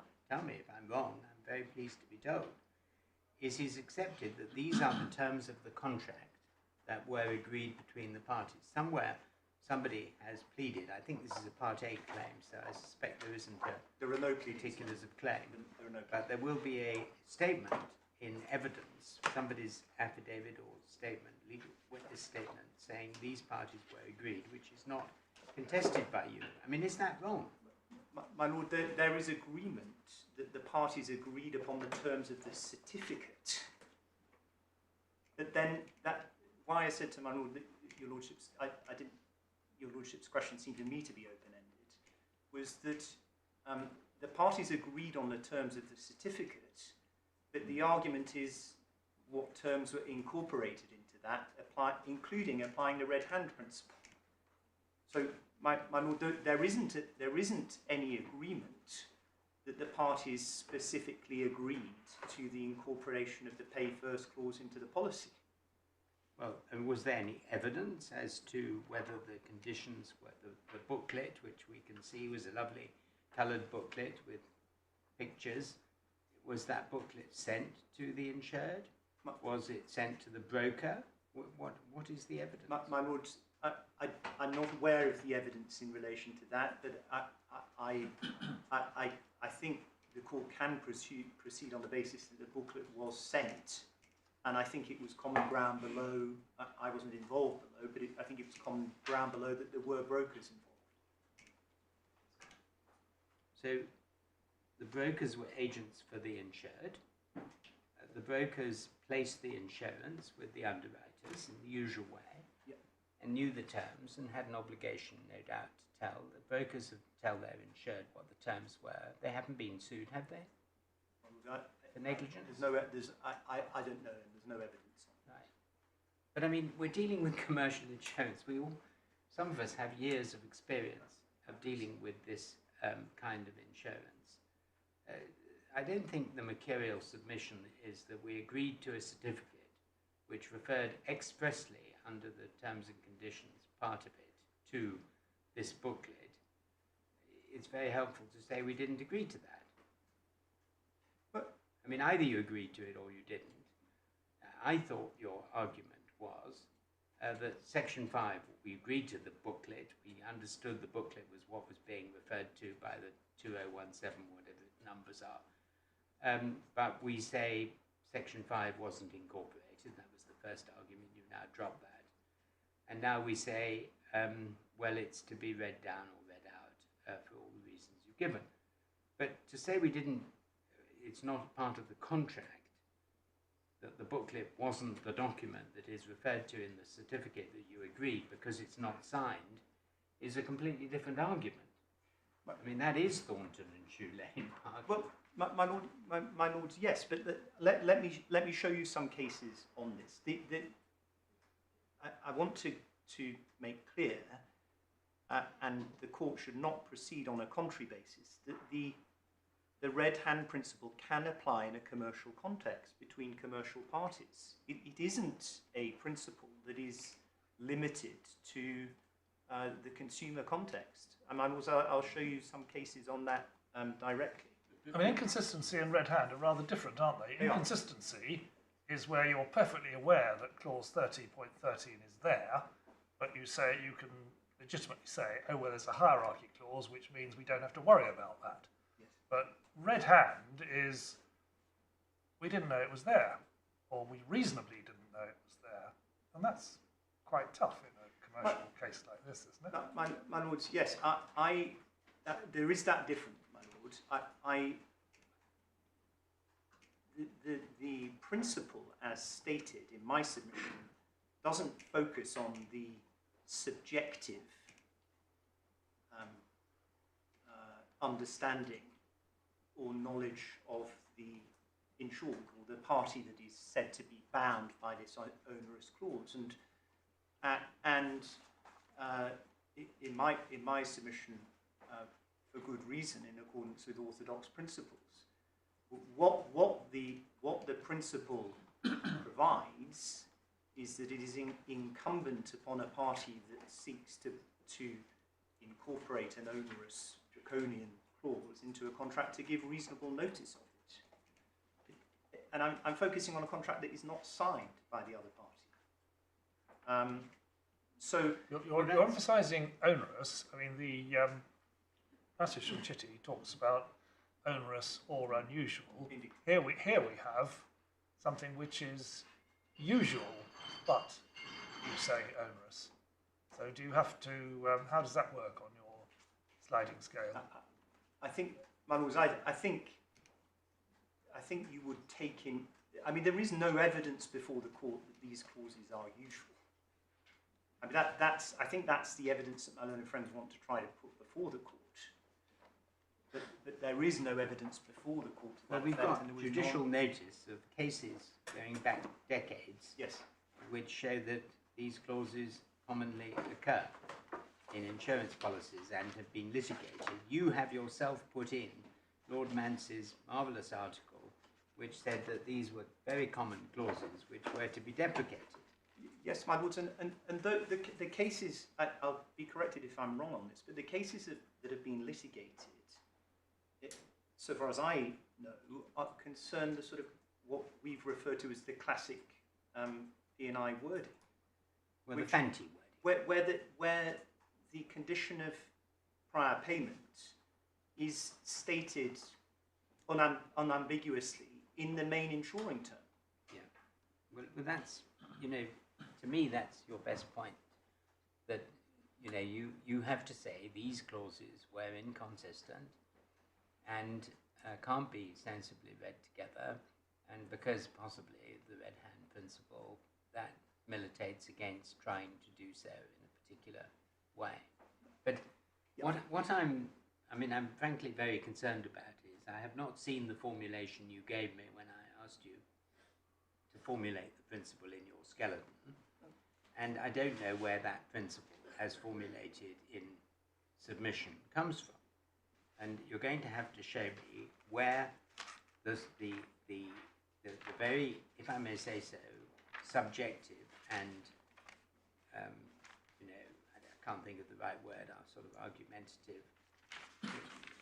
It's established law that where a clause is particularly onerous, about which there is scope for argument, especially stringent, unreasonable, or draconian, about which there must also be scope for argument, there is then a sliding scale as to the degree of notice that is required to be given before that term is incorporated into the contract. Now, that, as a formulation of the legal principle that this court is to apply, will need some support. I can tell you, certainly not only, well, speaking for myself, I'll say. My lord, yes, I understand. My lord, Don't all the, sorry, just to follow up my lord's point, don't all the cases and the articles saying that these clauses are terrible make your position on red hand rather harder, because the market knows that they are terrible but keeps on using them. My lord, that with respect, that begs the question as to whether they are effective in any of the other policies. The point has not been litigated. And we don't know what happens in relation to other certificates. It may be, I'm just speculating, that just as in this case, Amlin flagged the draconian consequences of the cessor of cover in the policy, that the policy terminates both for the future and for the past if there's a failure to pay premiums. It may be that other insurers flag the existence of pay first clauses in their certificates. It may be that they flag them at the very outset of their terms and conditions. It may be that they refer specifically to a pay first clause in the index to the policy terms. But the point, I get all that. It may well be, but we don't know, and we've got no evidence about it. If we're going to go into we're going to go into all this evidence we've got on the other side, so be it. But the point that concerns me is the legal principle that we have to apply, so we know when, if a clause is not properly flagged on the front page of the documentation, it is to be excluded from the contract. Yes. Now, I need to know, because it may not surprise you to know, I'm a lawyer, and I have to have principles on which to operate, because the cases and judgments that I give are followed in years to come under our system of common law precedent. Right? So just saying what you've put forward as the legal principle gives no guidance to any future court to know what on earth it's supposed to do. How does it know whether the clause is particularly onerous, stringent, unreasonable, or draconian? How does it know where on the sliding scale as to the degree of notice the notice is to be found? So yes, to make headway with this submission. Yes. So, my lord, first point, the law is clear that the clause doesn't need to be onerous and unusual. Onerous or unusual is sufficient. That is the way the point is described in the Chitty extract that I've shown you. It is the way that the point is described in the Interphoto case, which I think is the leading authority that formulates the test. Interphoto we're now on. Interphoto. Yes. The next point is, your lordship says, well, how do you determine whether a clause is onerous or sufficiently onerous? And also, I accept that's an evaluative judgment, and the court, as in all of these sort of situations, would be guided by decisions in previous cases as to whether a particular clause was onerous or not onerous. So, for example, cases have held, and we refer to these in our skeleton argument, that where a clause has the effect of depriving a party of an effective remedy, it may be regarded as onerous. But where a clause imposes a very severe financial consequence on a party for a breach of contract, it may be regarded. Well, we have a whole law about that. I appreciate that. I appreciate that. But these are examples of situations where a clause has been held to be onerous. My lord, the sliding scale is clear from cases like Good Life Foods and Bates and the Post Office that we've referred to in our skeleton. The more severe the clause in its effect, the greater the notice that is required. And my lords, I just give you this reference in Bates and the Post Office. Thankfully, not the whole judgment is in your lordship's bundles, but at paragraph 979, Mr Justice Fraser made Which clear. page? Page 542 of the authorities bundle, my lord. 20, tab 23. 542. Mr Justice Fraser made clear that the principle is available to contracting parties who are not consumers. But I would agree with this. He said, although the context and the respective bargaining positions of the parties are relevant. And my lords, I don't disagree with that one. I don't disagree that this is a high hurdle, my lords, in a commercial context. My lords, the principle has been recently applied by Judge Davis sitting in the commercial court in a commercial case. And my lords, can I just show you that? It refers to prior authority, and I do rely So which page are we on now? it.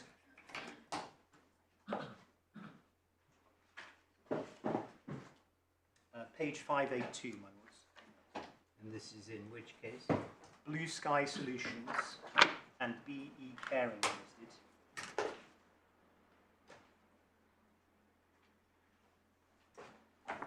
Now, my lords, this is a commercial case.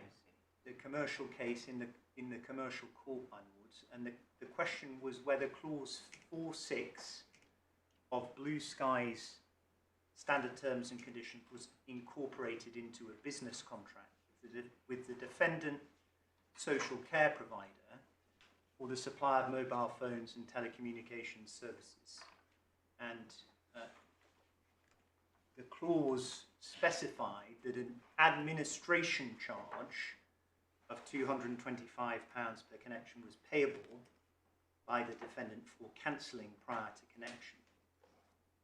And the clause was not separately headed, and it was located in a section 4 of the standard terms and conditions. And my lords, can I ask you to turn to page 601, page 273 of the internal judgment. Starting at paragraph 93, the principle is summarised and discussed in the judgment of Lord Justice Coulson in Good Life.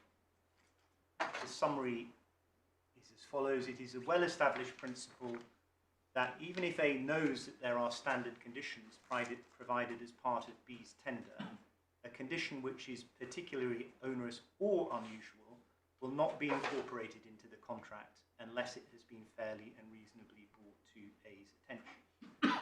Then in 94, there is reference to the sliding scale. The more outlandish the clause, the greater the notice which the other party, if he is to be bound, must in all fairness be given. And then, my lords, if you move down to paragraph 98, there's a reference to Mr Justice Fraser's judgment in Bates and a number 6, a reference to number 6 at H. Specific notice of the terms I have found to be onerous and unusual is required. It is not enough to use the phrase for them to be buried in the small print. A similar expression was used by Lord Justice Coulson in Good Life, buried away in the middle of a raft of small print.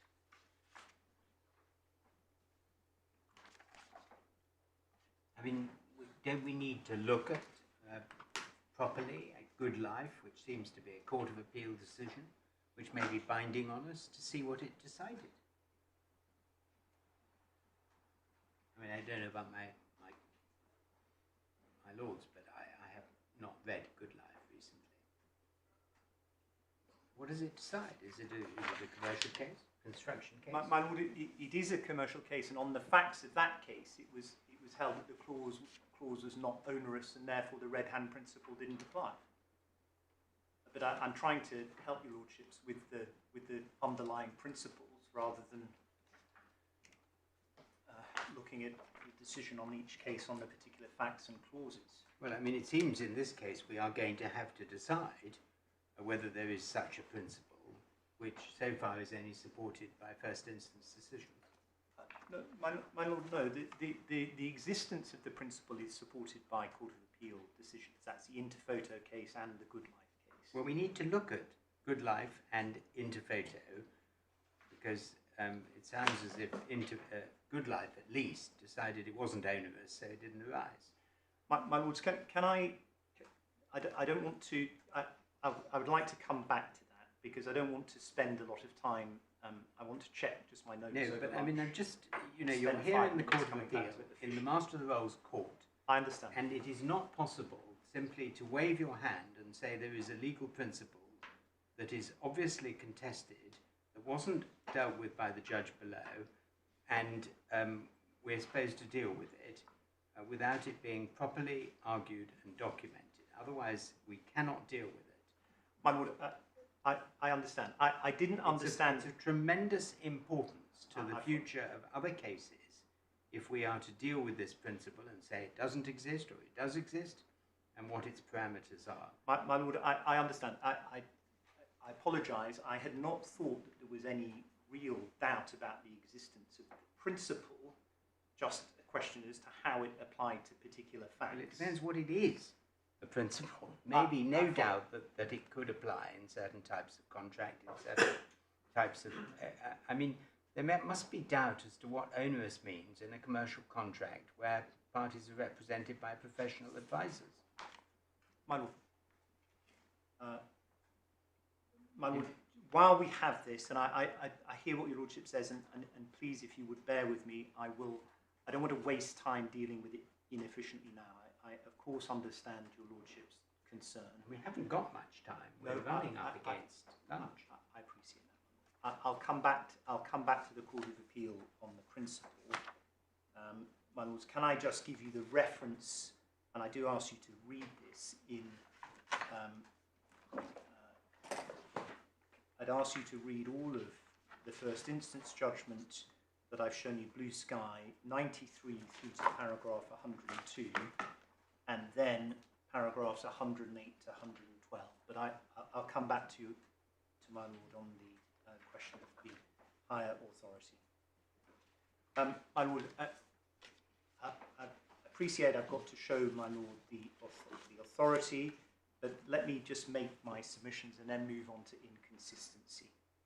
So, my lord, in my submission, the red hand principle does and can apply here. I accept that there is a high hurdle, this is a commercial contract, etc., etc. But the pay first term is particularly onerous. It is draconian for all of the reasons that I have given.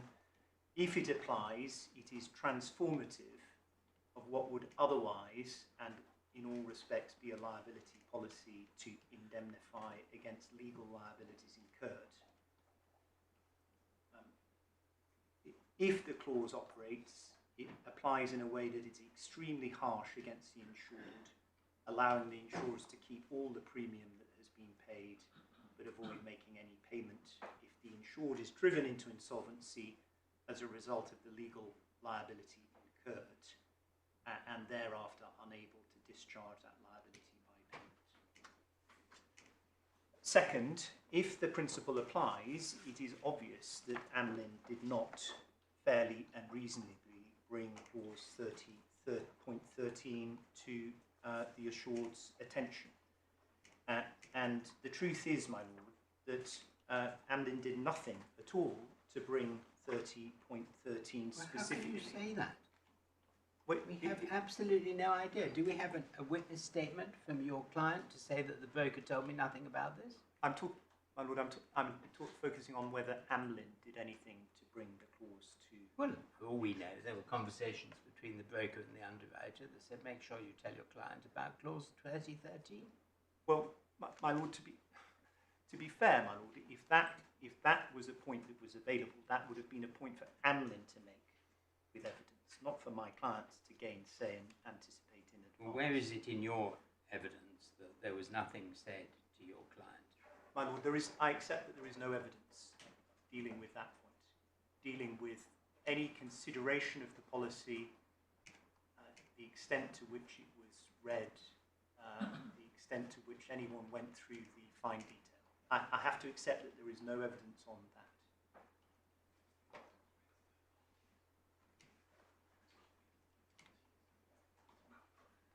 My lord, part of the difficulty is that, of course, we are the third parties. The assured is insolvent. But there is no evidence, my lord. I do maintain that Amlin did nothing. Amlin itself did nothing to bring clause 30.13 to the assured's attention. It is indisputable that it is buried away in the middle of a raft of small print. There's no heading. There's no heading, pay first. There's nothing in the index, pay first. There's nothing in condition 1, pay first. And the clause is inappositely located in a claims clause as subsection 13 of 16 between provisions dealing with bonds and subrogation. My lords, there is the additional point that I have made by reference to the specific red flag on the certificate. And my lords, that in my submission is a significant point. I asked rhetorically, how can Amlin justify not giving a warning about the effects of the pay first clause, whilst at the same time giving a warning about the effects of the breach of payment terms? And my lords, Amlin's skeleton is revealing on this point. I just give you the reference that paragraph 35, subparagraph 2, states that the wording on the certificate in the section payment conditions, quotes, warns of the potential effects of non-payment. Well, why, my lords? Because those effects are really draconian. And it's something that, out of fairness, should be flagged to the insured right on the certificate itself. But how can that be correct and yet not to flag the draconian effects of the pay first clause?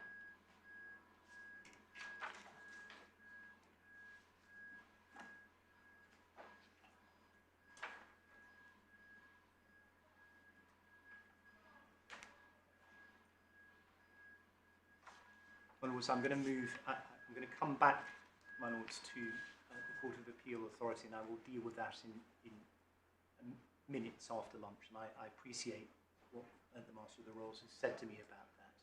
I want to show you as best I can a clear statement of principle in the Court of Appeal.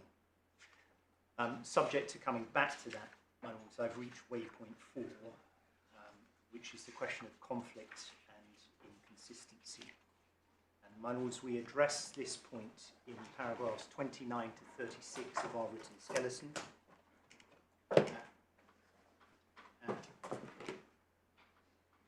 And as the court will appreciate, there are two close related levels to the argument. The first is that there is a conflict between the terms of the certificate and section 30.13, and the second is that there is a conflict between the terms of class 1 of the insurance and section 30.13. On a proper analysis, those different levels in my submission don't matter, but I maintain the two levels of the argument. If the necessary conflict is established, my Lords, then section 30.13 must give way and it has no effect. And that is the plain consequence of the hierarchy clause in section 25.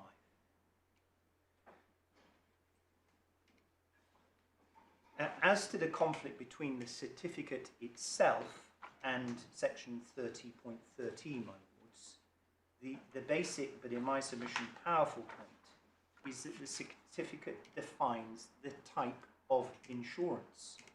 It is charterer's liability with a capital L, including liabilities with a capital L for damage to hull, class 1.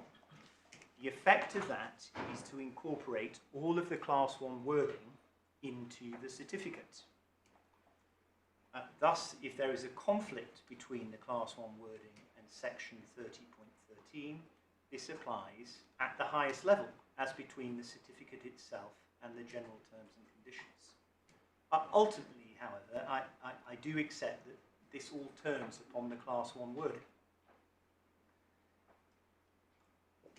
When one looks at that class 1 wording, my Lords, in my submission, the meaning and effect of class 1 is absolutely clear and unequivocal. The main insuring clause is plain in imposing a mandatory obligation to indemnify against legal liabilities, capital L both times, which are incurred. The rest of the wording of class 1, my Lords, which I've shown you, the liability which arises wording, the liability for which the assured is legally liable wording, and the liability to pay damages and compensation wording, is all only consistent with the obligation to indemnify applying and being triggered by existing liabilities, which are continuing and have not already been discharged by payment. These are not pedantic or trifling points, my Lord. The wording, it's Amlin's wording, is simply not apt to apply if the insurance is only to be in respect of legal liabilities that have been discharged and therefore have ceased to exist Well, as a I mean, result of payment. let's assume you're right. The words condition precedent, if read at the same time as legal liability to indemnify for existing liabilities to third parties, make it clear that it's a legal liability subject to that condition precedent. And that's what Mr Justice Hamblin said in whatever the case is called. You put the clauses together to decide if they're in conflict, true conflict. Yes. And he gave some examples, I think, of what a true conflict would be, as opposed to what a condition precedent or qualification would be. And I think he explained that this would be a qualification or condition precedent. We need to look at it, perhaps. But there is a big difference between a true conflict and something that qualifies the liability. But I thought you were going to say that it, in some way, was a different kind of liability because of the moment at which the insurer's liability to pay fell due. Were you? Well, yes, my Lord. Under the classic liability insurance property, so called, It falls due on the award. It falls due exactly when the liability is established and quantified. So whether by judgment, award, or settlement. And there's no cause of action. So why does that matter? I mean, let's assume that is obviously right. Yes. And let's assume that under this policy, if you read the condition precedent, it doesn't fall due until a later stage when the insured has paid the liability. Why does that matter in terms of the nature of the cover provided? Well, 2 points, my lord. I want to develop the submissions in order on this, but I'll answer those points now. The inconsistency arises because the obligation to indemnify is defined in different ways. It's not about qualifying, it's about defining the obligation to indemnify in different ways as a matter of substance. I'll come back to that. Related to that, my lords, I think, is the point that if you look at Class 1, the cause of action, the right to an indemnity, the right to have an indemnity, arises when the liability is established by award or judgment. Under Section 3013, there's a different position. There is no cause of action, in my submission, until the liability is discharged by payment. And that's why these are, in substance, and I come back to that, in substance, these provisions are in conflict. Suppose you're right about that. Presumably you would say we then have to take out a blue pencil and delete section 30.13. Is that in all such contracts? Suppose you have a scenario where the insured, in fact, has plenty of assets and can pay first, isn't insolvent, isn't driven to insolvency by having to pay first. Even in that scenario, does your submission mean that the clause has to be blue penciled out? My lord, I don't rely upon blue pencil as such. The way that the hierarchy clauses work, the way that they've been interpreted in cases like Alexander and West Bromwich and the Nunu, is that where there's a conflict, the term is not incorporated into the contract. So you're not actually blue penciling; it never comes in. So forget the metaphor of the blue pencil. But does it have no legal effect, even in the scenario that I've painted for you? My lord, yes, because of the fundamental difference between the two schemes. So it doesn't. It's not about. This point is not about the clause not being incorporated because in one particular circumstance it produces an unfair result. That's not what we're talking about. We're talking about fundamental inconsistency. So if, as my lord has indicated earlier in the hearing, if this court holds that this sort of clause in this sort of contract is to have no legal effect, that will be how the market will then regulate its affairs going forward in all sorts of contexts, including those where there may be hard-nosed business people who have plenty of assets.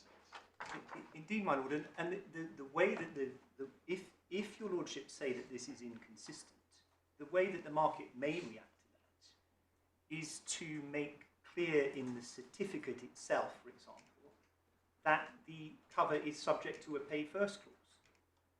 You could do that in the certificate. You could state that in your Class 1 insurance, saying right at the outset that this is liability insurance, but only in the sense that the obligation is to indemnify if the insured both incurs a liability and has discharged that liability.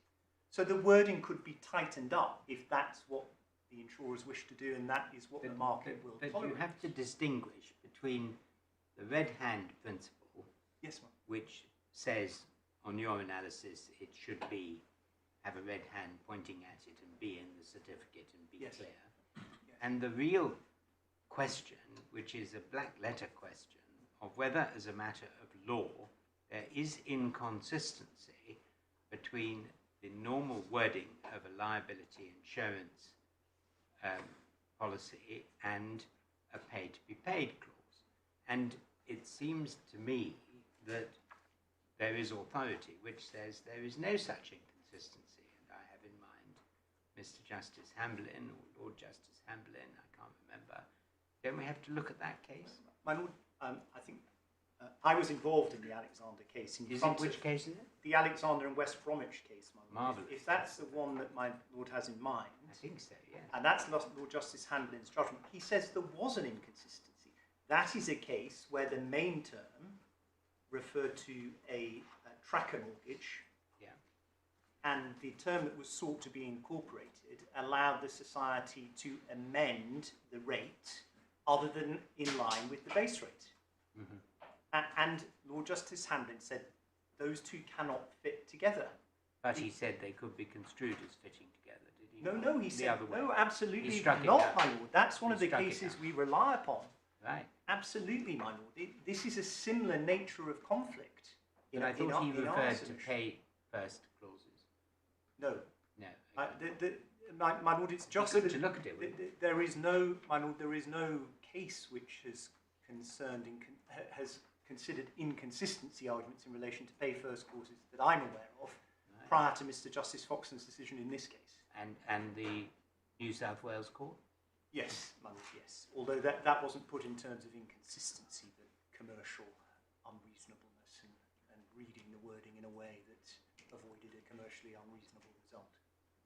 So, my Lord, let me come back to that. But the basic point is that under the Class 1 insurance, the insured is entitled to be held harmless and does not have to discharge a third-party liability by payment out of its own pocket before he can make a claim on the insurance. And Section 13 self-evidently contemplates a different regime. Well, the head note in your great case of Alexander and West Bromwich, which I've now turned up, Yes. seems to me to make some very good sense for establishing a legal principle. It says it's well established, page 488 in the bundle, it's well established that in a case where inconsistency between specially agreed terms and the printed terms of the contract is alleged, one should approach the question of inconsistency without any preconceived assumptions. One should not strive to avoid or to find inconsistency. Rather, the documents should be approached in a cool and objective spirit to see whether there was inconsistency or not. It was also established that a printed standard term could not be construed so as to defeat the main object and intent of the contract. If the specially agreed term and so on, but they should be read, if possible, fairly or sensibly read together. Yes, ma'am. And what's said against you here is that in the Fanti it was said these clauses can fairly and sensibly be read together. Well, if that's what's said, my Lord, it's wrong. Because the Well, if the Fanti is wrong, we are not able to overturn it. No, my Lord, it wasn't said that these clauses can be fairly and sensibly read together in the Fanti. It was said that a single clause which defined the indemnity in plain and unequivocal terms Which has the same terms. as requiring a condition of prior payment was effective. Which had the same terms. But my Lord, it didn't have the same terms. This is the false point with respect that my learned friends make, and why the judge was wrong when he thought about playing Lord Justice Hamblin's test of can you read the two clauses together. Of course, you can draft a clause which says that the obligation to indemnify arises, the duty to indemnify arises when a liability has been both established and discharged by payment. Now, you can draft a single clause that does that. That does not, with respect, my Lord, answer the question as to whether two clauses are inconsistent if one says liability arises and you must indemnify when a liability is established. Clause 1, clause 2, no, there is no liability to indemnify unless the liability is both established and discharged by payment. They are differently defined. But that's terms. not what they say. One says you must indemnify, and the other says subject to a condition precedent that you only pay when you're paid. You only get paid when you've paid. There is And that's no... not saying they're not actually saying things that are totally inconsistent, fairly or sensibly read together. They are different things which can be understood as having a overall interpretation. You say they shouldn't be, and I understand why you say that. But it strikes me you have to grapple head on with the proposition that this is framed as a condition precedent to a liability policy, and you have to look at it all with the same lens and describe why they are inconsistent concepts and cannot be read together, so that you have to throw out the condition precedent. My lords, I will do that. My lords,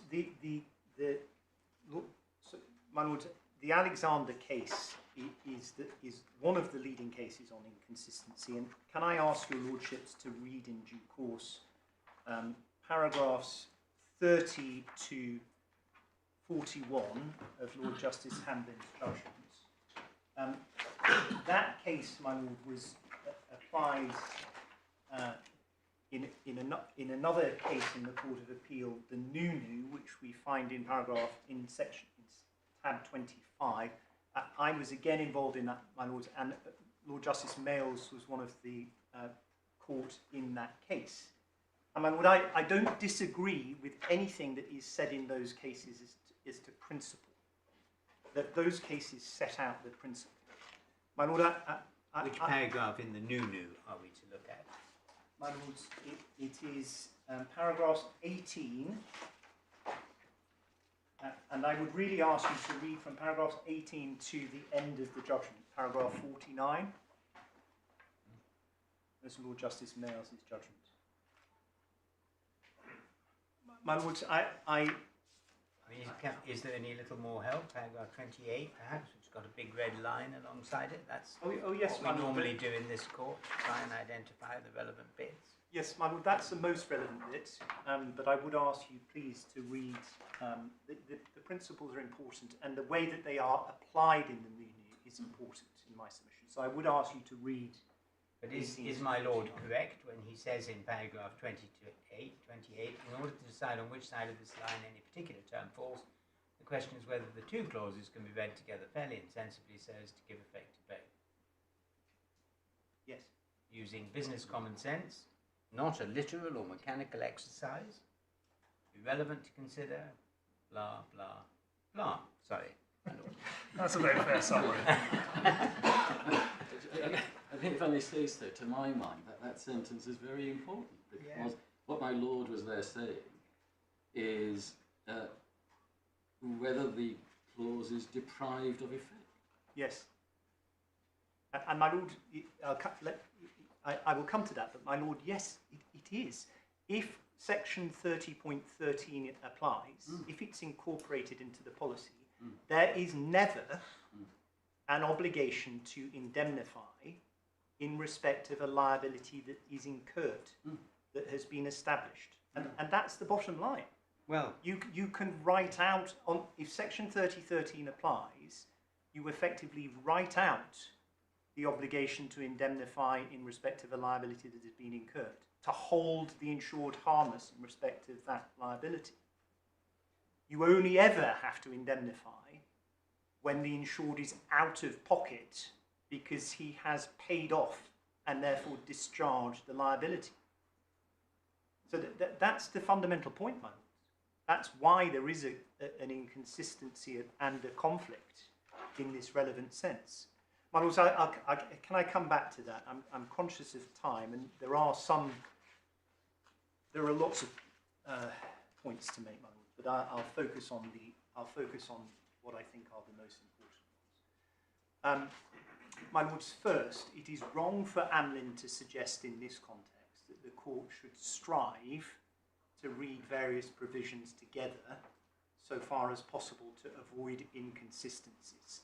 Now, my lords will have seen that submission made in paragraphs 47 to 49 of Amlin's skeleton. It is wrong. As Lord Justice Bingham made clear in Pagnan, and as endorsed by Lord Justice Hamlin in Alexander and Lord Justice Mells in the Nunu, where there is an inconsistency clause recognising the possibility of conflicts, and we have that here, it is wrong to approach the construction of the contract on the assumption that there is no inconsistency. You don't strive to read... Well, Lord Justice Hamlin said in terms, you read it to us 2 minutes ago. Yes. He said you don't strive to Yes. read them together, you don't strive to read them apart. My lord, Amlin suggests otherwise, they are wrong. Okay, well, that's what you've just shown us. Amlin say, my lords, there is the prospect of the court in the present, this is paragraph 49, prospect of the court in the present case, straining to read the contract as a whole such that the main insuring term in class 1 of the insurance takes effect subject to their words, apparently inconsistent section 30.13. My lords, that is obviously wrong. You don't try to reconcile apparently inconsistent clauses where there is a hierarchy clause. Second, my lords, I just want to show you specifically paragraphs 34 and 35 of Lord Justice Mells' judgment in the Nunu. That's tab 25, my lords, page 618 of the bundle. Page 598, left-hand column of the report, paragraphs 34 and 35. And while you read them, let me just say this. It is necessary to start somewhere. And the starting point in our case should be the meaning of the Class 1 cover. As Lord Justice Mells reasoned in the Nunu, you should form a provisional view of the meaning and effect of this type of cover, Class 1. At that stage of the analysis, account should not be taken of section 30.13, since it is alleged to be inconsistent. If the provisional view that you form requires significant modification when account is taken of section 30.13, that is likely to be relevant to the issue of inconsistency.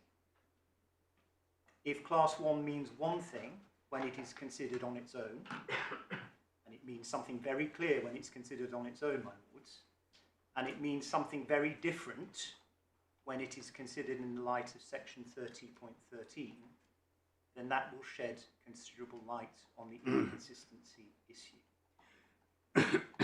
My third headline point, my lords, one is to approach the question of conflict or inconsistency practically, having regard to considerations of reasonableness and business common sense.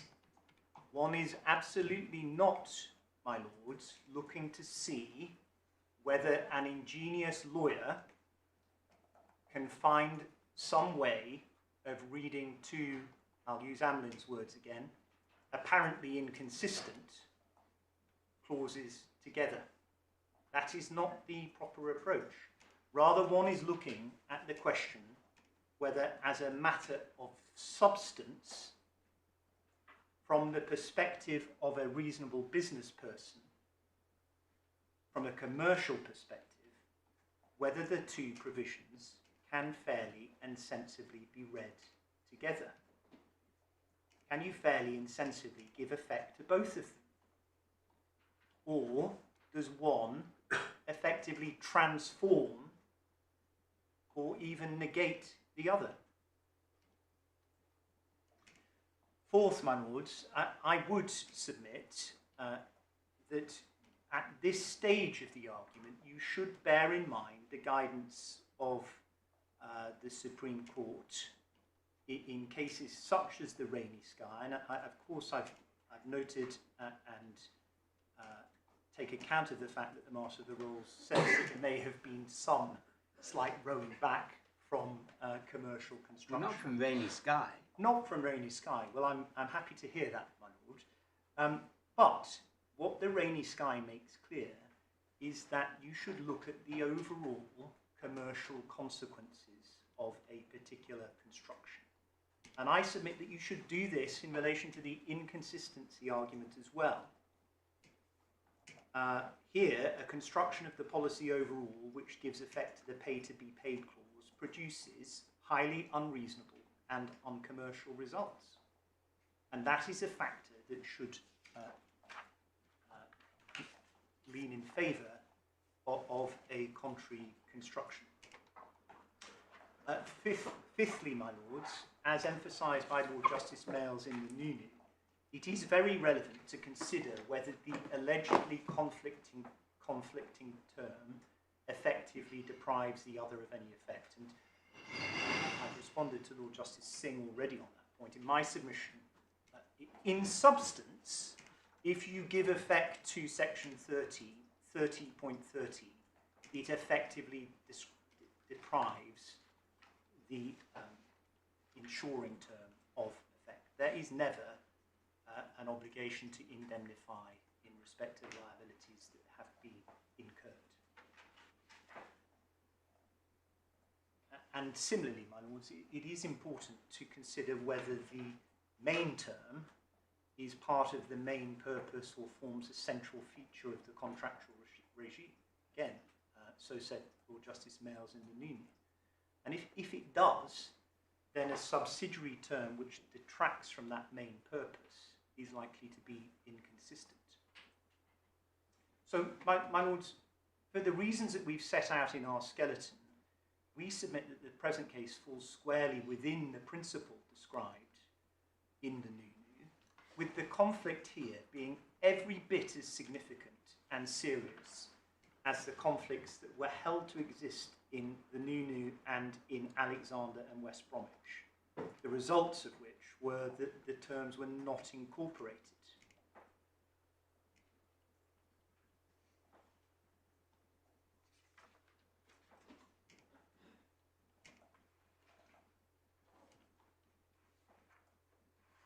My lords, we are talking in my submission here not about mere qualification or limitation of the Class 1 cover. We are talking about transformation. Indeed, I would say negation.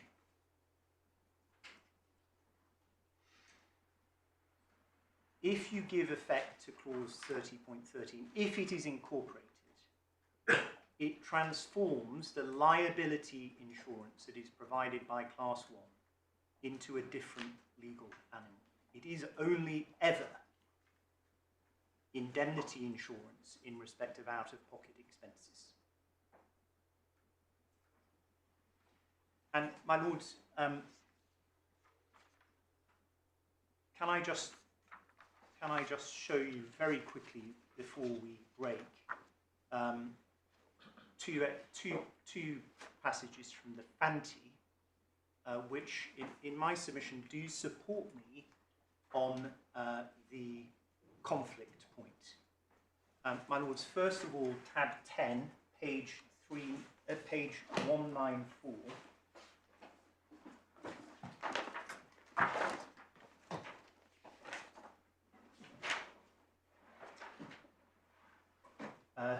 Internally, my lords, 36, page 36 internally, Lord Gough, my lords, dealing with Mr Sumption's, as he then was, clever equity argument at B. Equity does not mend men's bargains, but it may grant specific performance of a contract consistently with its terms, where the remedies at law are inadequate. This is what happened in the case of contracts of indemnity, as a general rule, quotes, indemnity requires that the party to be indemnified shall never be called upon to pay. And it is to give effect to that underlying purpose of the contract that equity intervenes, the common law remedies being incapable of achieving that result. I am unable to accept Mr. Sumption's submission that a condition of prior payment in the contract is not effective to displace the equity. As I have already stressed, if the condition is in sufficiently clear terms, it would be contrary to principle that equity should grant specific performance of the contract inconsistently with the terms of the contract. My lord, this is language of conflict.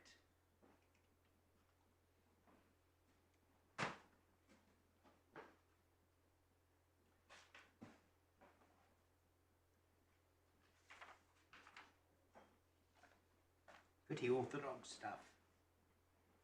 But language of conflict, Lord, and that is the point that I do make, and I submit that it supports that strongly. My Lord, if that is a convenient moment, I am conscious of time. I will